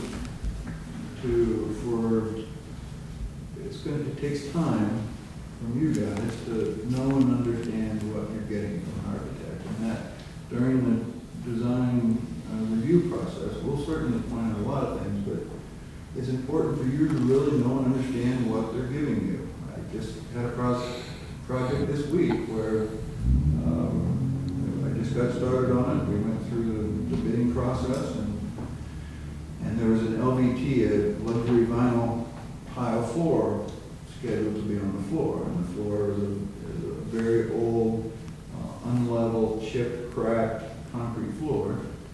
And if you guys know LVT at all, any vinyl product, it shows absolutely everything when you put it down. So that entire floor, not only are they getting a luxury vinyl product, which is almost $13 a foot, they're spending another $550 to put a self-leveling Ardex down. And then, once by the time they level, they end up with a 4-inch gap on one end, so we've got to work on handicap access. So, long story short, when we brought it before the end user, they said, we don't need vinyl, we need paint concrete. So that's the kind of thing we got to make sure this architect knows and understands before it gets to that point. That's a $75,000 difference just because the end user wasn't listened to or didn't make their needs known to the architect. And those kinds of things add up in a hurry. Anybody else have any questions? Tony, Yes, sir. if you have to estimate cost of construction, what do you say? I'm sorry. If you have to estimate cost of construction, If I had to estimate the cost of construction for this building, I'd tell you $375. but you did the police station 3.5. But right now, that's, But the police station is very complex building, right? police station is in at $450 all in, and it's probably right about the same for square footage of construction right now. But I gotta figure out what can we take out? What's in that 375? Is it a simple foundation? I don't know, I hope so, right? But we don't know that. So you're asking for a number. And that's why, it's not, the other architect that gave you the 4.2, you're asking for a number with no actual factual information on what's being built. But this estimation was by approximate square foot cost, right? Comparable to other places. $350 to $400 a square foot, that would be the range, right? That's $3.5 million to $4 million for a 10,000 square foot building. We're at 11,500 for the police station at 4.2, roughly was 4.18, I think, was the bid. All said and done, we've had to add some things. You're gonna be right about 4.2 million, maybe a little 4.21, somewhere in there for the construction. Yeah, and it's so difficult for setting up these numbers. Remember, the price is only half of the equation, and everybody needs, it's so important to remember that. Scope is the other half. What are you getting for it? I can sit here and tell you that we can get you a building for $250 a square foot, but what are you gonna end up with? Just like you buy a car, right, buy anything else, price is only half of the equation.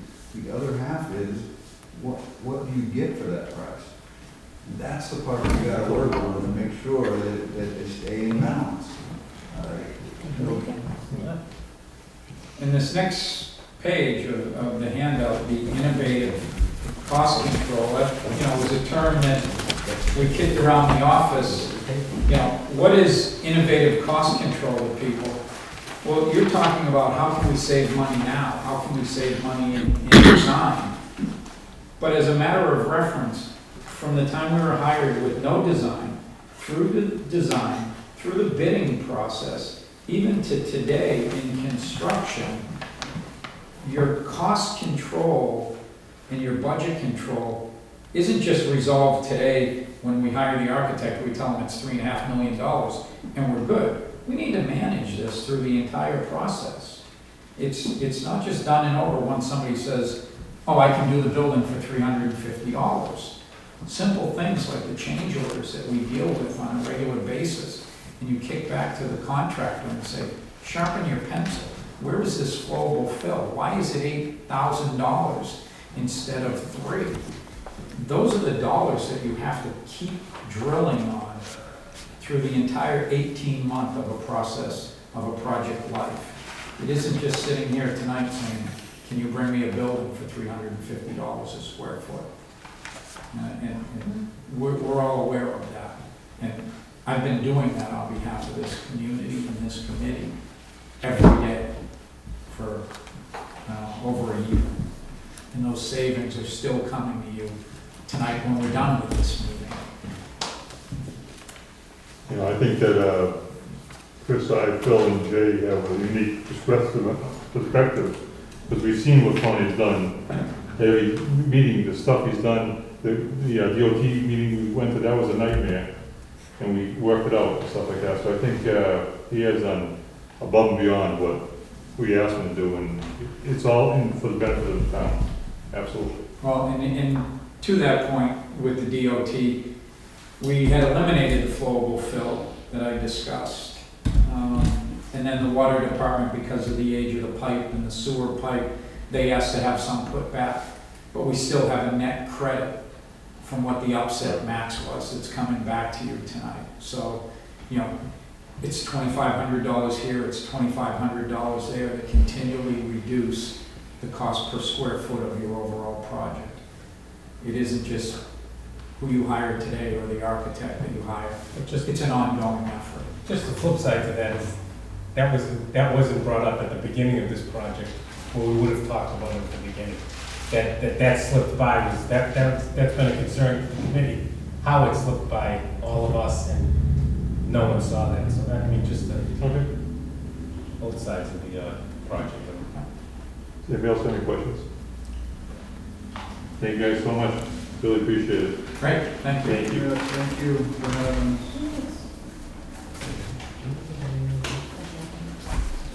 We're gonna call on OPM on this project. Think they'll take Yep. a phone call? I'm going with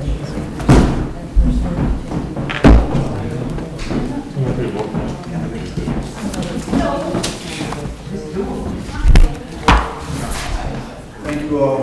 See you, thank you. You work? Tonight I do. Late trip. I want to ask something, think we should take a vote tonight. Do you want us to wait, or are you gonna roll right in? Just give us like 2 minutes. No problem. I make a motion to vote tonight to pick our OPM so we can get this process going. Wasn't that the plan? Yeah. No, it doesn't say it on the agenda, but it says interview, so. I would make a motion. All right, so your motion to vote tonight. Second? Second. All right, all in favor? Aye. Now let's wait for Siobhan to pass you back. Yeah, one of the things I would like to hear is their interaction with the architect. And it's not something that a lot of us would have seen, and particularly with Brent being offline at that point in I time. mean, the Tony, John McMillan interaction, is that what you're asking? With that Right. police architect? Right, I guess I did not see how much leading versus following they did, and, Oh, I'll make a comment to that. Yeah. yeah, exactly. I just want to hear about it. It's pretty much amazing. One of the things that I experienced with Cardinal as our OPM in Keola or whatever they were prior to, Tony had an extremely active You can't close involvement. that public meeting. Can't. Tony had an extremely active involvement with the architect. It's sometimes, I don't want to say confrontational, but definitely looking out for our best interest. The architect, as they, every one of the OPMs expressed was, they go off on their little, champagne taste on a Budweiser budget. And what Tony did was specifically to say, no, that's not what they want. We went through our programming, and he would definitely look out for our best interest. And during that, they would go back and forth. Tony would even, on his own, without myself, the chief, John, or anybody, they would talk backdoors, knowing what our feelings were, and they would settle it. And then the architect actually would come back with what we expressed to the OPM. Not only that, What do you think of the cost? Do you think it, no, I have a question. I don't. No, I'm what do you just mean? saying. What cost? so the other architect, he was saying, the cost, he could make it considerably low, whereas Tony has a set mind of 6.5. I don't think Tony's No. 6.5 was based on what Catlin produced. Yeah, but Catlin produced with the $350 for the square foot, and then he did raised it so that, excavation and everything. But Tony took that as a base, and then he did put more excavation on it. Because of things that you saw that weren't. Or couldn't verify. Yeah. He said he could reduce it, but first he said I could get it under 6 million, then he came out at 6.3. It was, he said it, when you added the 1.1, it was like 6.3, so. That number is gonna come down. But it's an unknown. It's gonna come down to the architect. Yeah. He's on the hallway in case No. anybody. Well, Brent said he could pull a $500,000 out of it. Yeah, that's what he said. 5.5 or below 6 is fine, but anything beyond that, we may have big trouble with That comes that. down to what the architect. I agree. That's not the OPM. He can fight to reduce it. The OPM is gonna act Yeah. on our behalf, but if the architect designs something that it just isn't possible to come in under that 6 million, he can fight for it, and he can say, listen, that's our budget. I want, as a taxpayer, I want this building to come in as low as it can possibly come in to get the building we're looking to get. There's a reason we told the town, expect 5.4 million. We put a contingency in there. If the bids come in at 5.2 million, am I gonna be happy that it's not under 6? No. But am I gonna be upset? No, because we told the town we were coming back to 5.4 million. So long as we don't come in over that, Be okay. based on the way the vote went, I don't think it's gonna be an issue. That being said, I don't want the Taj Mahal either, and I don't think anybody on this committee does want that. And whichever OPM we choose is gonna know that, and I think is gonna be able to work with an architect to say, don't do that, lower this, lower this, lower this. And a lot of that price is gonna be driven by what we decide. No, the people are comparing the police station. We just built the police station, 5.5. Right, and I told you the other day, Sutton just built the same size police station for $8.9 million. I told you that the other day. Again, we can't go, we all know we can't go with just size, they might have some gold-plated doors, Right, exactly. But the other thing is, what Pat said is true, but we all know, I think everybody agrees here, that everybody said we want a senior center, but I think the next sentence on most people that said that is, why is the price so high? So, and that's what I've heard, and I think other people have heard the same thing, so. But I think we're here tonight. Pick to it up, vote on yeah. the OPM. Correct, but we were Not on the talking cost. about reducing, it was a big question, so. My feeling is, Tony is set with in his mindset is looking at 6.5. That's what I don't think that's I think you're wrong there, Raj. He said 6.5 because of what. I explicitly asked him, can you get this under 6? Right. He said yes, but then he came back at 4.2 plus 1.1 was Yeah. 6.3. No, it's 5.4. No, No, he came back. he said that 4.2 4.2. plus 1.1. Yeah, 5 point, oh no, he said 5 He was just talking about the top line construction. Yeah, You know, construction only. the thing is, I like Tony. I like Tony, he does a good job. The only problem is, whether he will I think work so. under the figures. I can tell you from our experience working with him in the police station, he's going to do that.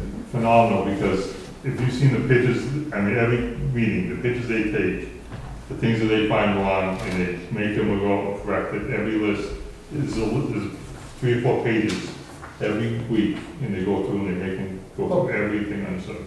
We know Tony did that, but I'm sure, everybody, when we first saw the schedule, we all said, well, it's a good schedule. Every one of these books show the same schedule. It's nothing they invented, but I personally would rule out this first. I mean, he couldn't, from one page to the other, he didn't know why there was a $4 million. Yeah, let me show you my notes on what I took on him. I mean, No. I was just looking at the prices, but. Sorry, so, does everyone make a motion? I move that we go with Cardinal Construction. That's second.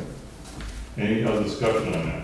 Yeah, if sight unseen, if we hadn't worked with Tony before, I would be arguing for P3. He did a great job. I thought he did a great job, but, we have no complaints with Tony. He's done everything we've asked of him.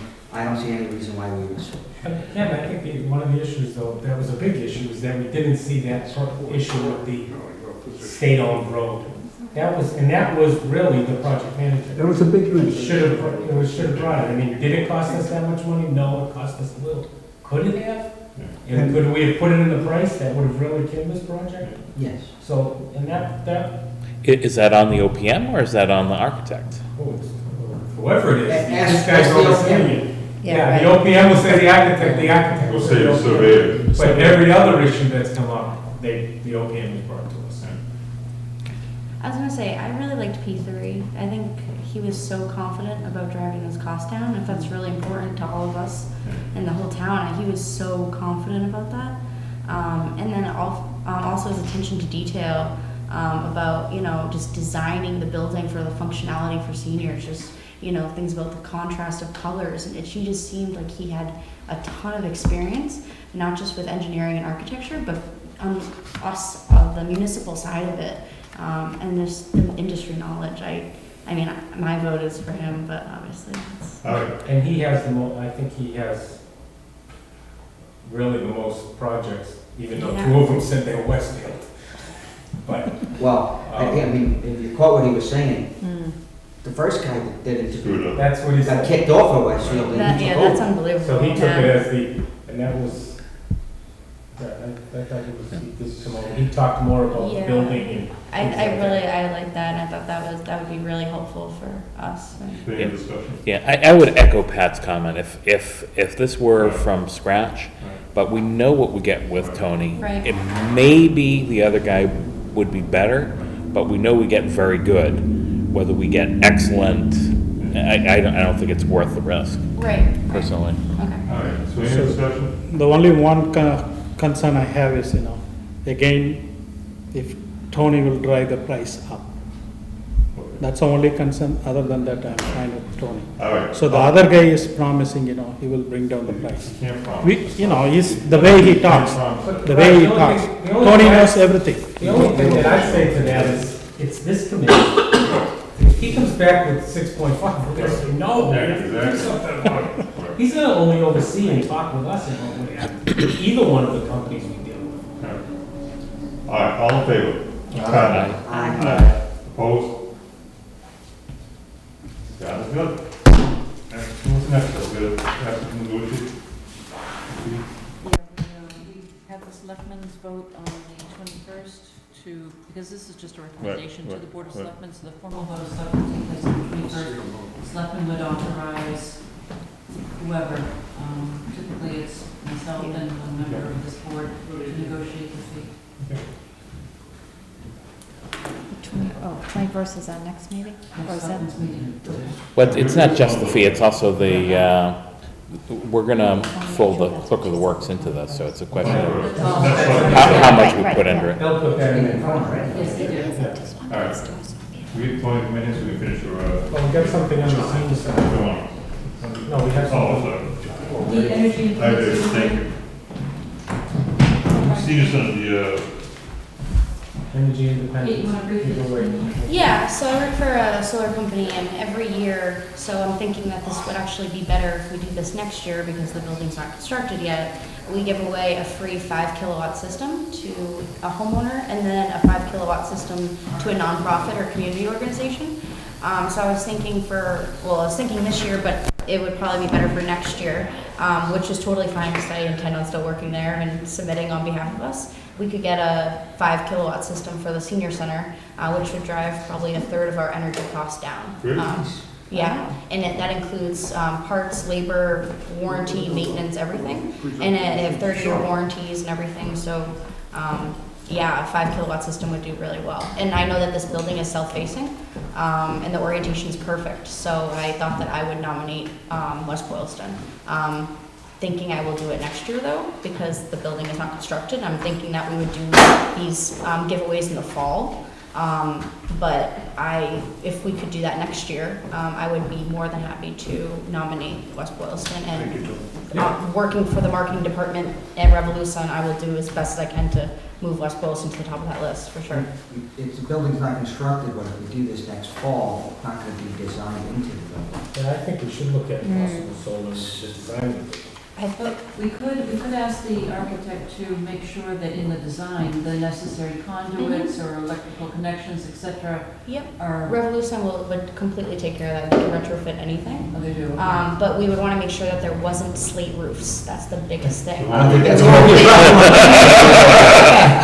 The biggest things are like, those crazy pitched Yeah. roofs and the slate and then a ton of dormers. We're not So gonna have any of that. this design looks absolutely perfect for a Yeah. solar system, and I think it would save the taxpayers a ton of money, talking $30,000+ over 30, 40 years. But So. yeah, when we get to that point, I think we definitely Great. look at solar. Yeah, and We'll do it all- I can we'll do it all totally for- facilitate that for you guys. thank you so much. Nice. Yep. For you guys, it's for us. For us, I can do that. That's great, thank Yeah. you. Of course. Thank you so much. Yeah, It's good for PR too, I mean, yeah, for community outreach. yeah. Nice. All right, Tony, OPM, Good evening. how you been? Good, you? Long time. Thank you. So this meeting's on the clock? The police station. I'm always on the clock. You turned it on now, not for the interview.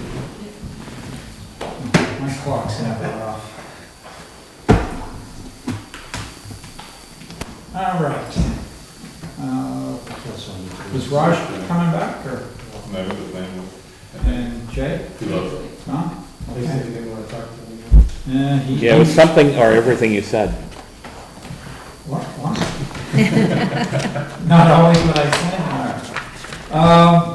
Let's see, quick overview on design issues. We're up to 47 RFIs issued to date, there are only 2 open. So just recap of good architectural drawings with nice, easy answers. Out of the 47 RFIs, only 6 have resulted in change orders. So generally tells you contractors and subs either aren't reading the drawings and the answers are, hey, look at the page, or not. But that's pretty good indication of where the job's going. Considering that this month, we're right about 46% complete when we look at cost of the work in place, where we are on schedule, so things are coming together really quick. All of our big deliveries are in hand. We've got a couple of building louvers that for some reason are causing a hiccup, but nothing exciting there. To date, as I said, we're 46% of the way in, so we're out of the ground. Everything's starting to close in well with the building. We've had 25 proposal requests. 6 of those came from design issues. The rest have either been value engineering or contractor claims or the DOT issues and other things.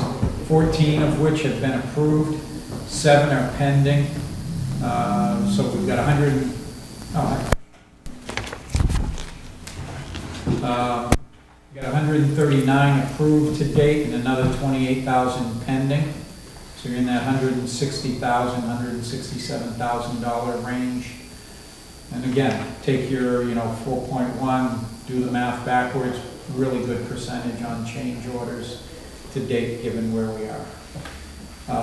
Minor construction issues, which we've been dealing with, different things that you may have heard, nailing and building wrap and some duct work and some insulation issues that the guys aren't tucking the insulation in behind the studs well. And Robert's going around creating a little pain and agony for the workers out there, but it's all in your best interest.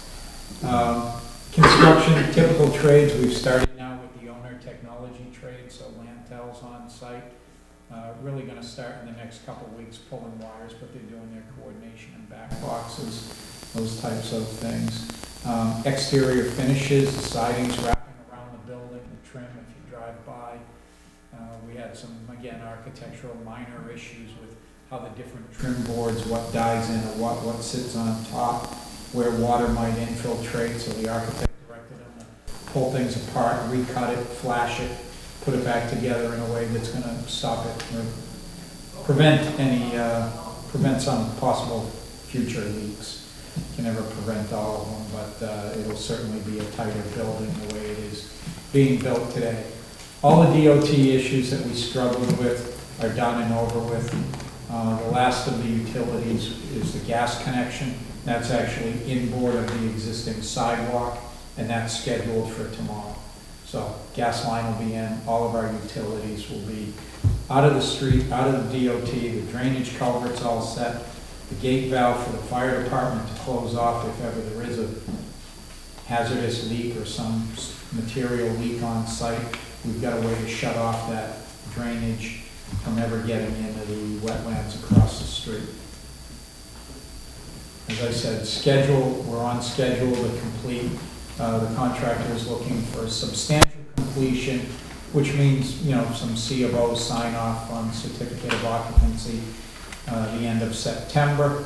Generally, these projects is a couple of months to 3 months before people, yes, you can occupy the building, but what I like to say is before people actually go to work there, there's probably a couple of 3 months between tweaking the systems, moving furniture in, and actually getting people to show up for their first day of work over there. And some departments will actually move because you have an existing spot.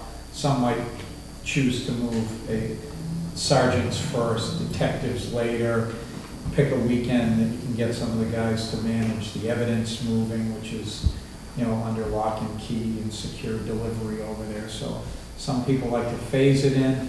You're not having to worry about a 911 changeover, which certainly helps. Approved budget, 5.1, we're into it for 4.8 today. Been invoiced, again, we're about 46% in, so we're at 2.2, just under the 50% mark. Looking at everything we have to date, we'd be coming in at about $5,105,000, and you're sitting with $78,000 in available contingency. And that's even with the stuff that we haven't bought, furniture and some other things. So anticipating that those budgets stay where they are, which is right on track, you've got a surplus today of $78,000. That's the quick overview. My version of the quick. Next page is the budget. So the highlighted things are those items that have changed. I plugged in the contractor's application, which I know Anita has attached. So I tried to cut down on your paper today. If Anita already had the invoices in her handout, I didn't duplicate them in mine, with the exception of that one page for the contractor's invoice. In case you wanted to talk about that. We had an invoice under the designer from K.L. Urbanic, so I put that in there. You'll see how we're in his budget. And you have a clerk budget, Cardinal Construction invoice tonight. So you're $60,000 into the $93,000 for the clerk. So money's there, moving forward consistently, on track and on budget. This gives you the breakdown. So right now we are looking at still a couple anticipated expenditures. Furniture, which we did this week and last week, between the chief and Jay, myself, and John McMillan. We've gone through a couple of rounds with WB Mason figuring out what the training tables look like, what the chairs look like. We had a meeting over at WB Mason's showroom where the chief and Jay were able to look at, what are we putting in the training room? What do the tables look like? What do our desks looks like? What do the workstations look like? They picked a couple, good, better, best range. So right now he's gonna go through with the mid-level best for everything. Make sure we confirm the number. Nothing gets too crazy on the high end. We're not buying any follow particle board chairs and tables, so we should be right on budget. Followed that up with a meeting this week to go through all the finishes. So what the laminates look like, let the architect pick the color, matches the carpet, matches the drapes, everything looks wonderful. And drop those off. So I expect by mid next week, we'll have really the kind of 90% tied down of all the furniture costs. So you buy the furniture from WB Mason?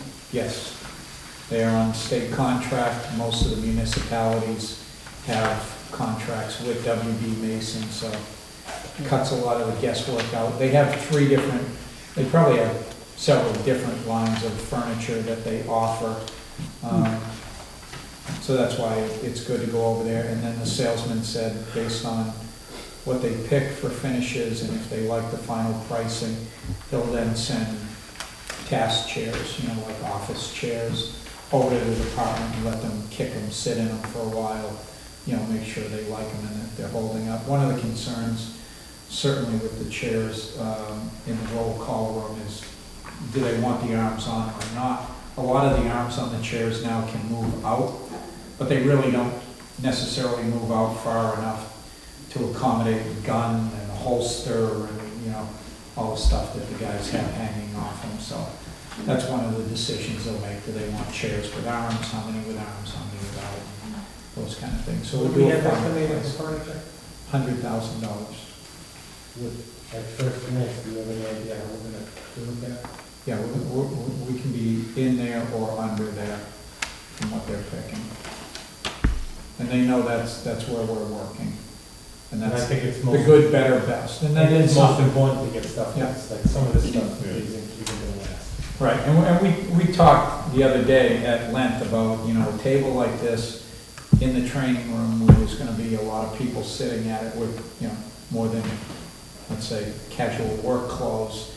One of the options is to have more of a heavy rubber edge with molding around it, so it holds up a little better and it stops the chipping of the laminate tops and those kind of things. They went with, first option is not a hard plastic chair, it's a training room. You're not gonna be in there for 8-10 hours a day, but they are sitting there for a period of time depending on training. Padded seat, padded back. Don't buy these. And then again, Whatever you do. so that's kind of the mid-level. Yeah. If pricing needs to change, then maybe you do half of them in the padded, but then have some of, the good chairs around versus the better chairs. And we can do some of that cost. Value engineering, always value engineering, right through the process. I'm curious, I've never asked before, but technology, are they getting all new computers and that sort of thing, or are they just moving what they have? The technologies involving the phone system, the security system, that kind of thing. Right, but so that there is no expectation they're gonna get new computers. They'll be taking their computers and desktops, laptops that exist with them.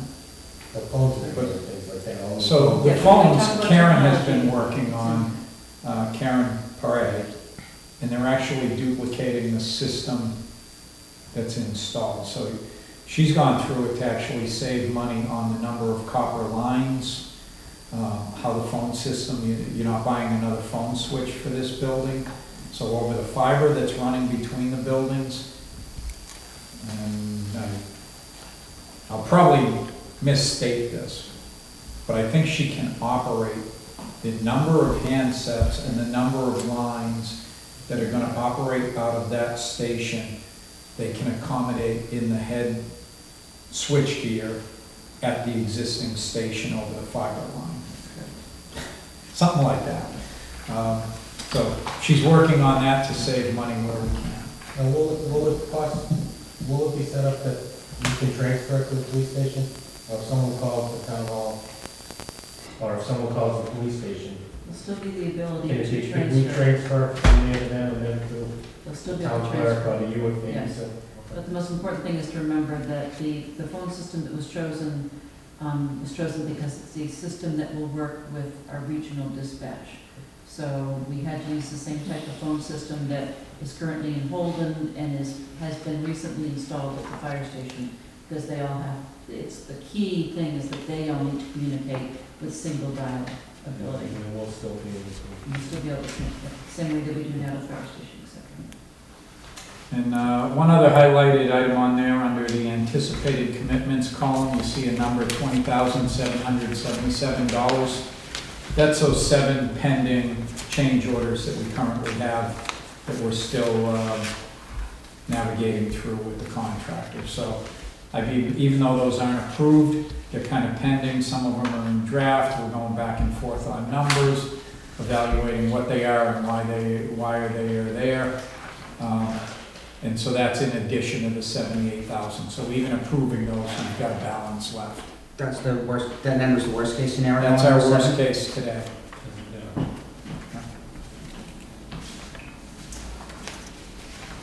Next page is a schedule, the next 2 pages.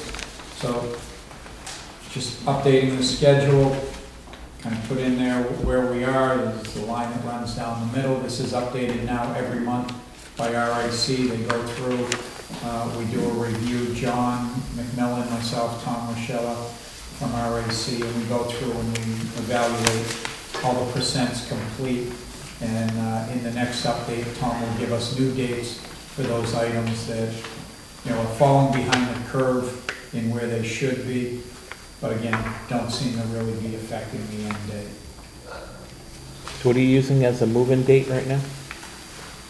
So, substantial completion for the contractor is end of September. I think move-in will likely be end of October, mid-November.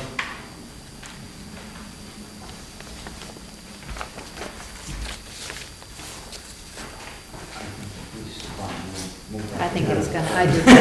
I don't think it's I gonna be think the police that long. department will be moving that date up. Yeah. So, Yeah, I do. sometimes they take a little time. Tony, when are you gonna buy that? Pretty soon, isn't it? Yeah, the binder will be down in the next couple of weeks.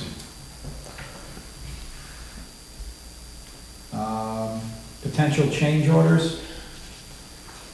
So if you go to page 2 of the change orders, you'll see the 7 change orders that are in draft form, still kicking around. One of the biggest ones on there, and we kind of toss this around, even today I'm holding some money for it, but I'm not sure where the work is going to come from, or whether the money will just come out of this budget through work that the town does separate of RIC, but the abutters. So since our last meeting with the neighbor, I plugged some money in there, fence, something, and whether we do or don't do that, but that's $6,000 out of the 20 that I'm anticipating spending, and I don't know whether we will or won't, or it'll be less or more, or I don't think I don't have a clear direction on what to do with that. I did meet with Tony, and John was gonna come through with one of the neighbors, and both of them came over. I think we've all agreed that something's gonna be coming. It's not it. Right. So I think putting some money in to cover that stuff is a must. But didn't we already have budgeted something? No? We had no budget for any isolation. There for was the- one piece of fence we had budgeted, isn't it? Oh, it's, There is some fence in the construction it's only it wasn't. around the patio, which we thought would screen, anybody sitting out there. But the neighbor is more concerned because of the way the building's sited. You go up into his yard, and then his basement windows are above grade, of course, and then you've probably got a foot to his subfloor. So he's probably, at his windows, he's up almost level with second floor. You're not gonna get a fence high enough to block the building. You just can't do it. So we talked about 6 and, 2 feet of lattice on top. At 8 feet, his window, standing at his kitchen sink, he's still looking at the side of a building. There's nothing you're gonna do there except trees. And as we talked to the gentleman, I said, you know, if you put in evergreens, hemlocks, spruces, something like that, and you space them at a reasonable spacing so they're not overcrowding, it's gonna take 4 or 5 years before they're tall enough and fill in enough. And he says, well, what do I do for 4 or 5 years? Well, if you put them all in and you stack them and you spend the money for the 10, 12 footers and you crowd them, every other 1 or 3 out of 5 of them are gonna die. So that's something that, you know, we kind of need to work through. Are we giving them plant barrier today, or is it something that you're getting over time? Well, that's something we have to work out with him anyhow, because it's gonna be on his property. That was one of his suggestions, because if we do put it on our property, the fence would be here, and the trees would start down here somewhere. Right. Because, and then we also talked about cleaning out that back area. I know it's not in the plans, but maybe getting the DPW, so if there's, where there's not fence blocking it, it looks nice. But, so when will we put a plan in place? When do you think you should, or somebody put a plan on what we're gonna do there? Which, You, the committee, somebody, needs to come up with an agreeable approach to the owner. well, I think, Whether it's plants and or fence and or, is it today's screening, is it 5 years from now? I think some fence, I mean, we talked about a lot of things. I need to either put together a sketch, a scope, something, even if it doesn't have a sketch. 7 trees, some 30 feet of fence, whatever it is, I and we think can it's work that two of out. those 2 property owners, maybe some Right? fence and then some stockade fence off. And then do we want RAC to give us a price for that, or is it something you're gonna Do do we wanna put that? I DPW? would think DPW would do that. Yeah, I would think so. Huh? It's real straightforward work. Well, we'll have to get a fencing company to come and put the fence up. Right, but it's not, I'm talking about the trees on the neighbor's lane, you can't, obviously, work over there. I think we have, there's gonna be all. Yeah, you're gonna have to have a There's gonna be an Some sort issue. of, you know, Agreement. allowance, Right. agreement to have them Right. on the property, whether it's our employees or RAC. Okay. So either way, we've gotta have some sort So of then, construction easement. If our DPW is doing it, we can say, all right, $6,000 to do all of this stuff. Right. And pay for it and have our DPW do the work and use this money, correct? Right, and you'll get far more for your $6,000 Exactly. than RAC, who's gonna put markup on it, called Comley, they're gonna put markup on it, they're gonna go to Sterling Greenery, and you'll probably end up with 3 4-foot trees, right? Yeah. Right. Well, yeah, so do we wanna put on the next agenda, then, that we Yeah. talk about this? Yeah, we'll put that on there. And then, as far as fencing though, you're gonna have to tell us what the cost of something like that. Well, Chris, did you get enough clarity when you were talking with him that we can give him, he can choose A, B, or C, and He just asked for a plan, and we said, you know, Tony, and, you know, we just said there's no plan. So he doesn't care if he has trees or a fence? Oh, no, I think he cares. He Okay. asked if we have a plan. He wants a fence, and I believe he wants some trees. Yeah, I think at the end of the day, he wants immediate coverage now, and if you wanna put trees in, great. But you just said the fence isn't gonna deal with it. It will do. The fence would have to be put on the His higher land. property, Okay. which is his land. Higher, Oh, okay. because the low. And then the foundation's trees there, that we and put then in his yard's will there. eventually grow up higher than the fence. We'll put it on for the next meeting, we'll, But we did talk to him about what that second floor actually has up there. And then, John, you were talking about maybe the patio. We have a lot of money invested in that patio. Do we need it all? we asked Tony to get some prices and change orders and, well, change. So if you look at, I think, John, I don't know, you can tell me if I'm wrong. I think we have a lot of money invested in that patio that may really not be used that often. okay, I mean, again, I can't speak for how much the patio is gonna be it's used. basically gonna be, The credit is $4,600 to not do pavers and to do a wash stone, vapor, moisture barrier, wheat product under there, there's some money we can use. you know. And if we move the fence back, instead of putting the fence right around. Right, if you don't put the Is that fence up including the against the 46? building, That's not including the bonds. no, this is just the stone and the Just the stone, pavers, but the because you're fence- still gonna use the fence, instead of installing it here, you're just gonna say, Yeah. go over there. I think that. Or we'll take I thought that was a delivery of good the idea. fence and give it to the DPW and they can put it up in the neighbor's yard. It's the same We'll purpose. have to look at it.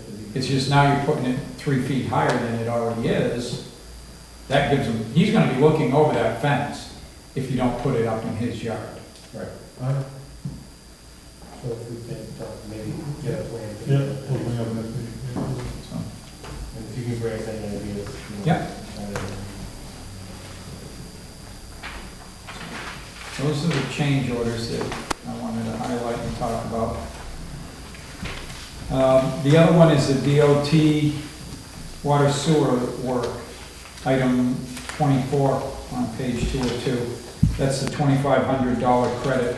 So this committee had approved about $16,000. We took money out, which was about $6,000 for the flowable fill, then we put some flowable fill back in, moved some other soil around. We weren't able to do the road plates, so they actually had to put patch pavement, cold patch in, and then tear it up the next day. The DOT didn't want any steel plates left on the road opening overnight. So we literally had to put pavement in and then tear it out the next morning. Did they tell you why? And it's state highway and you're not allowed to leave plates in the road. If it wasn't dry. I've drove that. What was one of this? I was gonna say, don't we drive over them?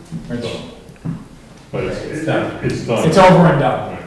And we, like. But we netted $2,600 credit. We end up using flowable fill because my coming from water, he asked to put flowable fill under the existing pipe, so he didn't have. So the DOT wanted the entire trench filled with it. So we were able to reduce probably 2/3 to 3/4 of it and only use a small amount around the pipes that he was most concerned with. So, good value there. And last attachment is the pay rec application number 6 from RAC Builders. And, you know, just a couple of key points there is total completed and stored to date is 1.9 million, so almost $2 million out of the $4 million. So again, right at that 46% all in so far. And the next couple invoices will probably be around the same amount. So hanging drywall, they're starting all the interiors. There's a lot of product on site and everything's pretty much delivered and going in. We'll have some big site costs this month. The site will be graded, binder pavement will go down, all the drainage catch basins. They'll start curbing once the binder goes down later this month, so it'll really start to shape up out there.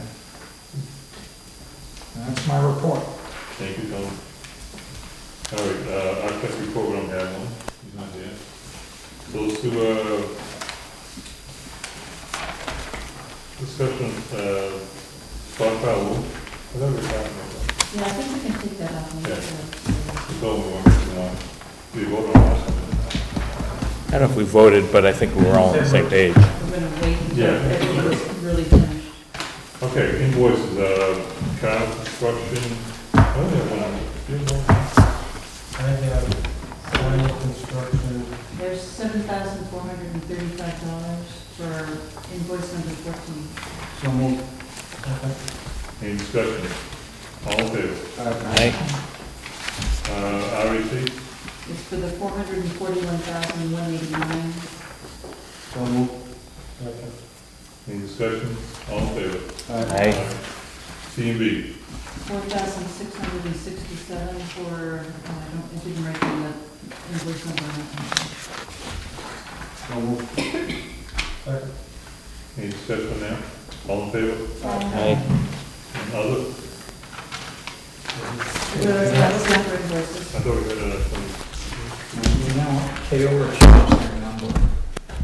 That was- Did it? Yeah, that's, it was like 11, 12, 13 under RAC, and now all of a sudden KO uses 05, 217, 647, it's like. Invoice? 5546. But it's still $4,667. Right. It's just a job, yeah, okay, that's right. Yeah, it's fine. All right, any other business? Makes no reference. Make a motion to adjourn? Second. Oh, I missed it. I just had one thing I wanted to bring up before we move forward with the senior center. I mean, there's no other comments. I think we have to talk more about this as a community center. I think more than just a slide.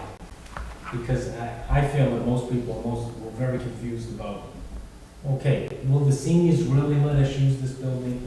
Is this, because all we really did, we added that slide later. I think moving forward, the most comments I got was the community center part of it. When it wasn't the dollar amount, it was the community center part. So, I mean, I know we've said that, we can't call it a community center because we can't get funding, but we've learned that if it has a second door, it can still be funded. So I think we need to move forward with this more as a community center to get the vote. As both. Yeah, as both. I mean, not just, it's a senior center and it's possible uses of this lot.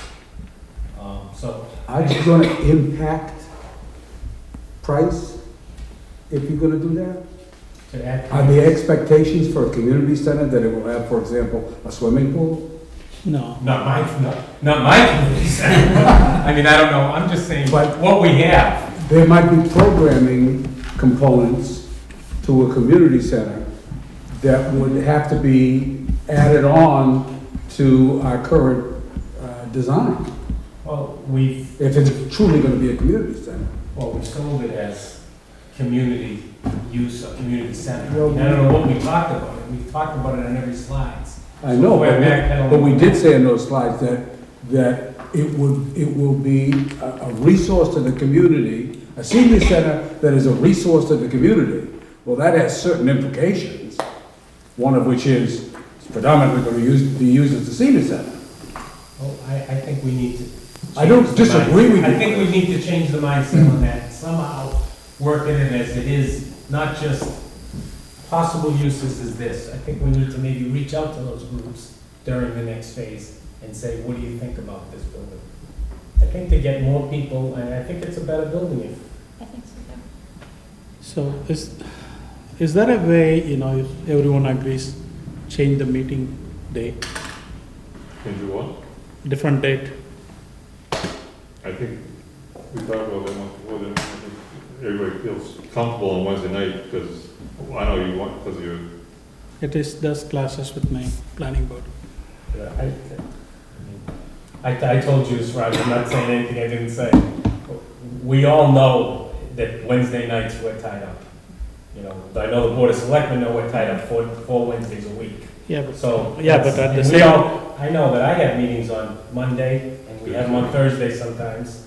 So it'd be hard for me to change, personally. I don't know about other It'd be people. really hard for me, especially with work, because now I've got people changing Wednesday night meetings to other night meetings for work. Yeah, I mean, I don't know what the committee thinks. Oh, but I mean, I know we've been on the Wednesday for 10 years. I think.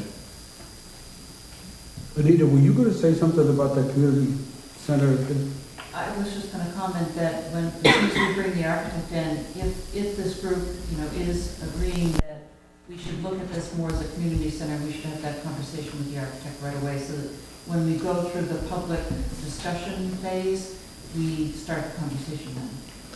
Yeah, I think there's more than one way we can approach this. I mean, the Open Space Committee has already commented on maybe being able to do something together, so it may not necessarily have to be a building change, but, maybe there's a community garden or some other things that kind of integrate that property by use, not necessarily by changing programming or rooms.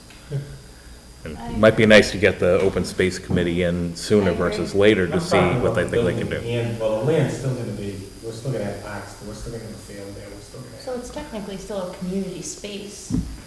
Well, it's always gonna be owned by the town, Right. of Boylston. Yeah, Right. it's, right. So it has That's what it I've has told- multi-use. I've told people that the building is still the town's building, just managed by the senior center. It's the way you market it. Yeah. All right, anything else? I think Bob was the same. Chris, what's the difference between a community center and a senior center? Maybe that's something to be discussed at a future time. What's, But how do you what do I relate? think? What do I think? I think seniors are gonna use the senior center. And I think when you say community, you're telling everybody in town that you don't have to be 60 to come into this building. It's gonna be over. In spite of all we've said so far, that it will be a building used for the community. Well, I think, again, it's one slide, and I've had comments from people that have asked for more than just that one slide. Mr. Chairman, I suggest we add this to Yeah. a future agenda item, not Absolutely. actually start tonight. Absolutely. All right. We will talk about that, we will not overlook it. All right, any other discussion? Vote, We already have a, Who said? We have a motion we and had a a motion second. and a second. all right, thank you guys. Chris, that's a good point. Yeah,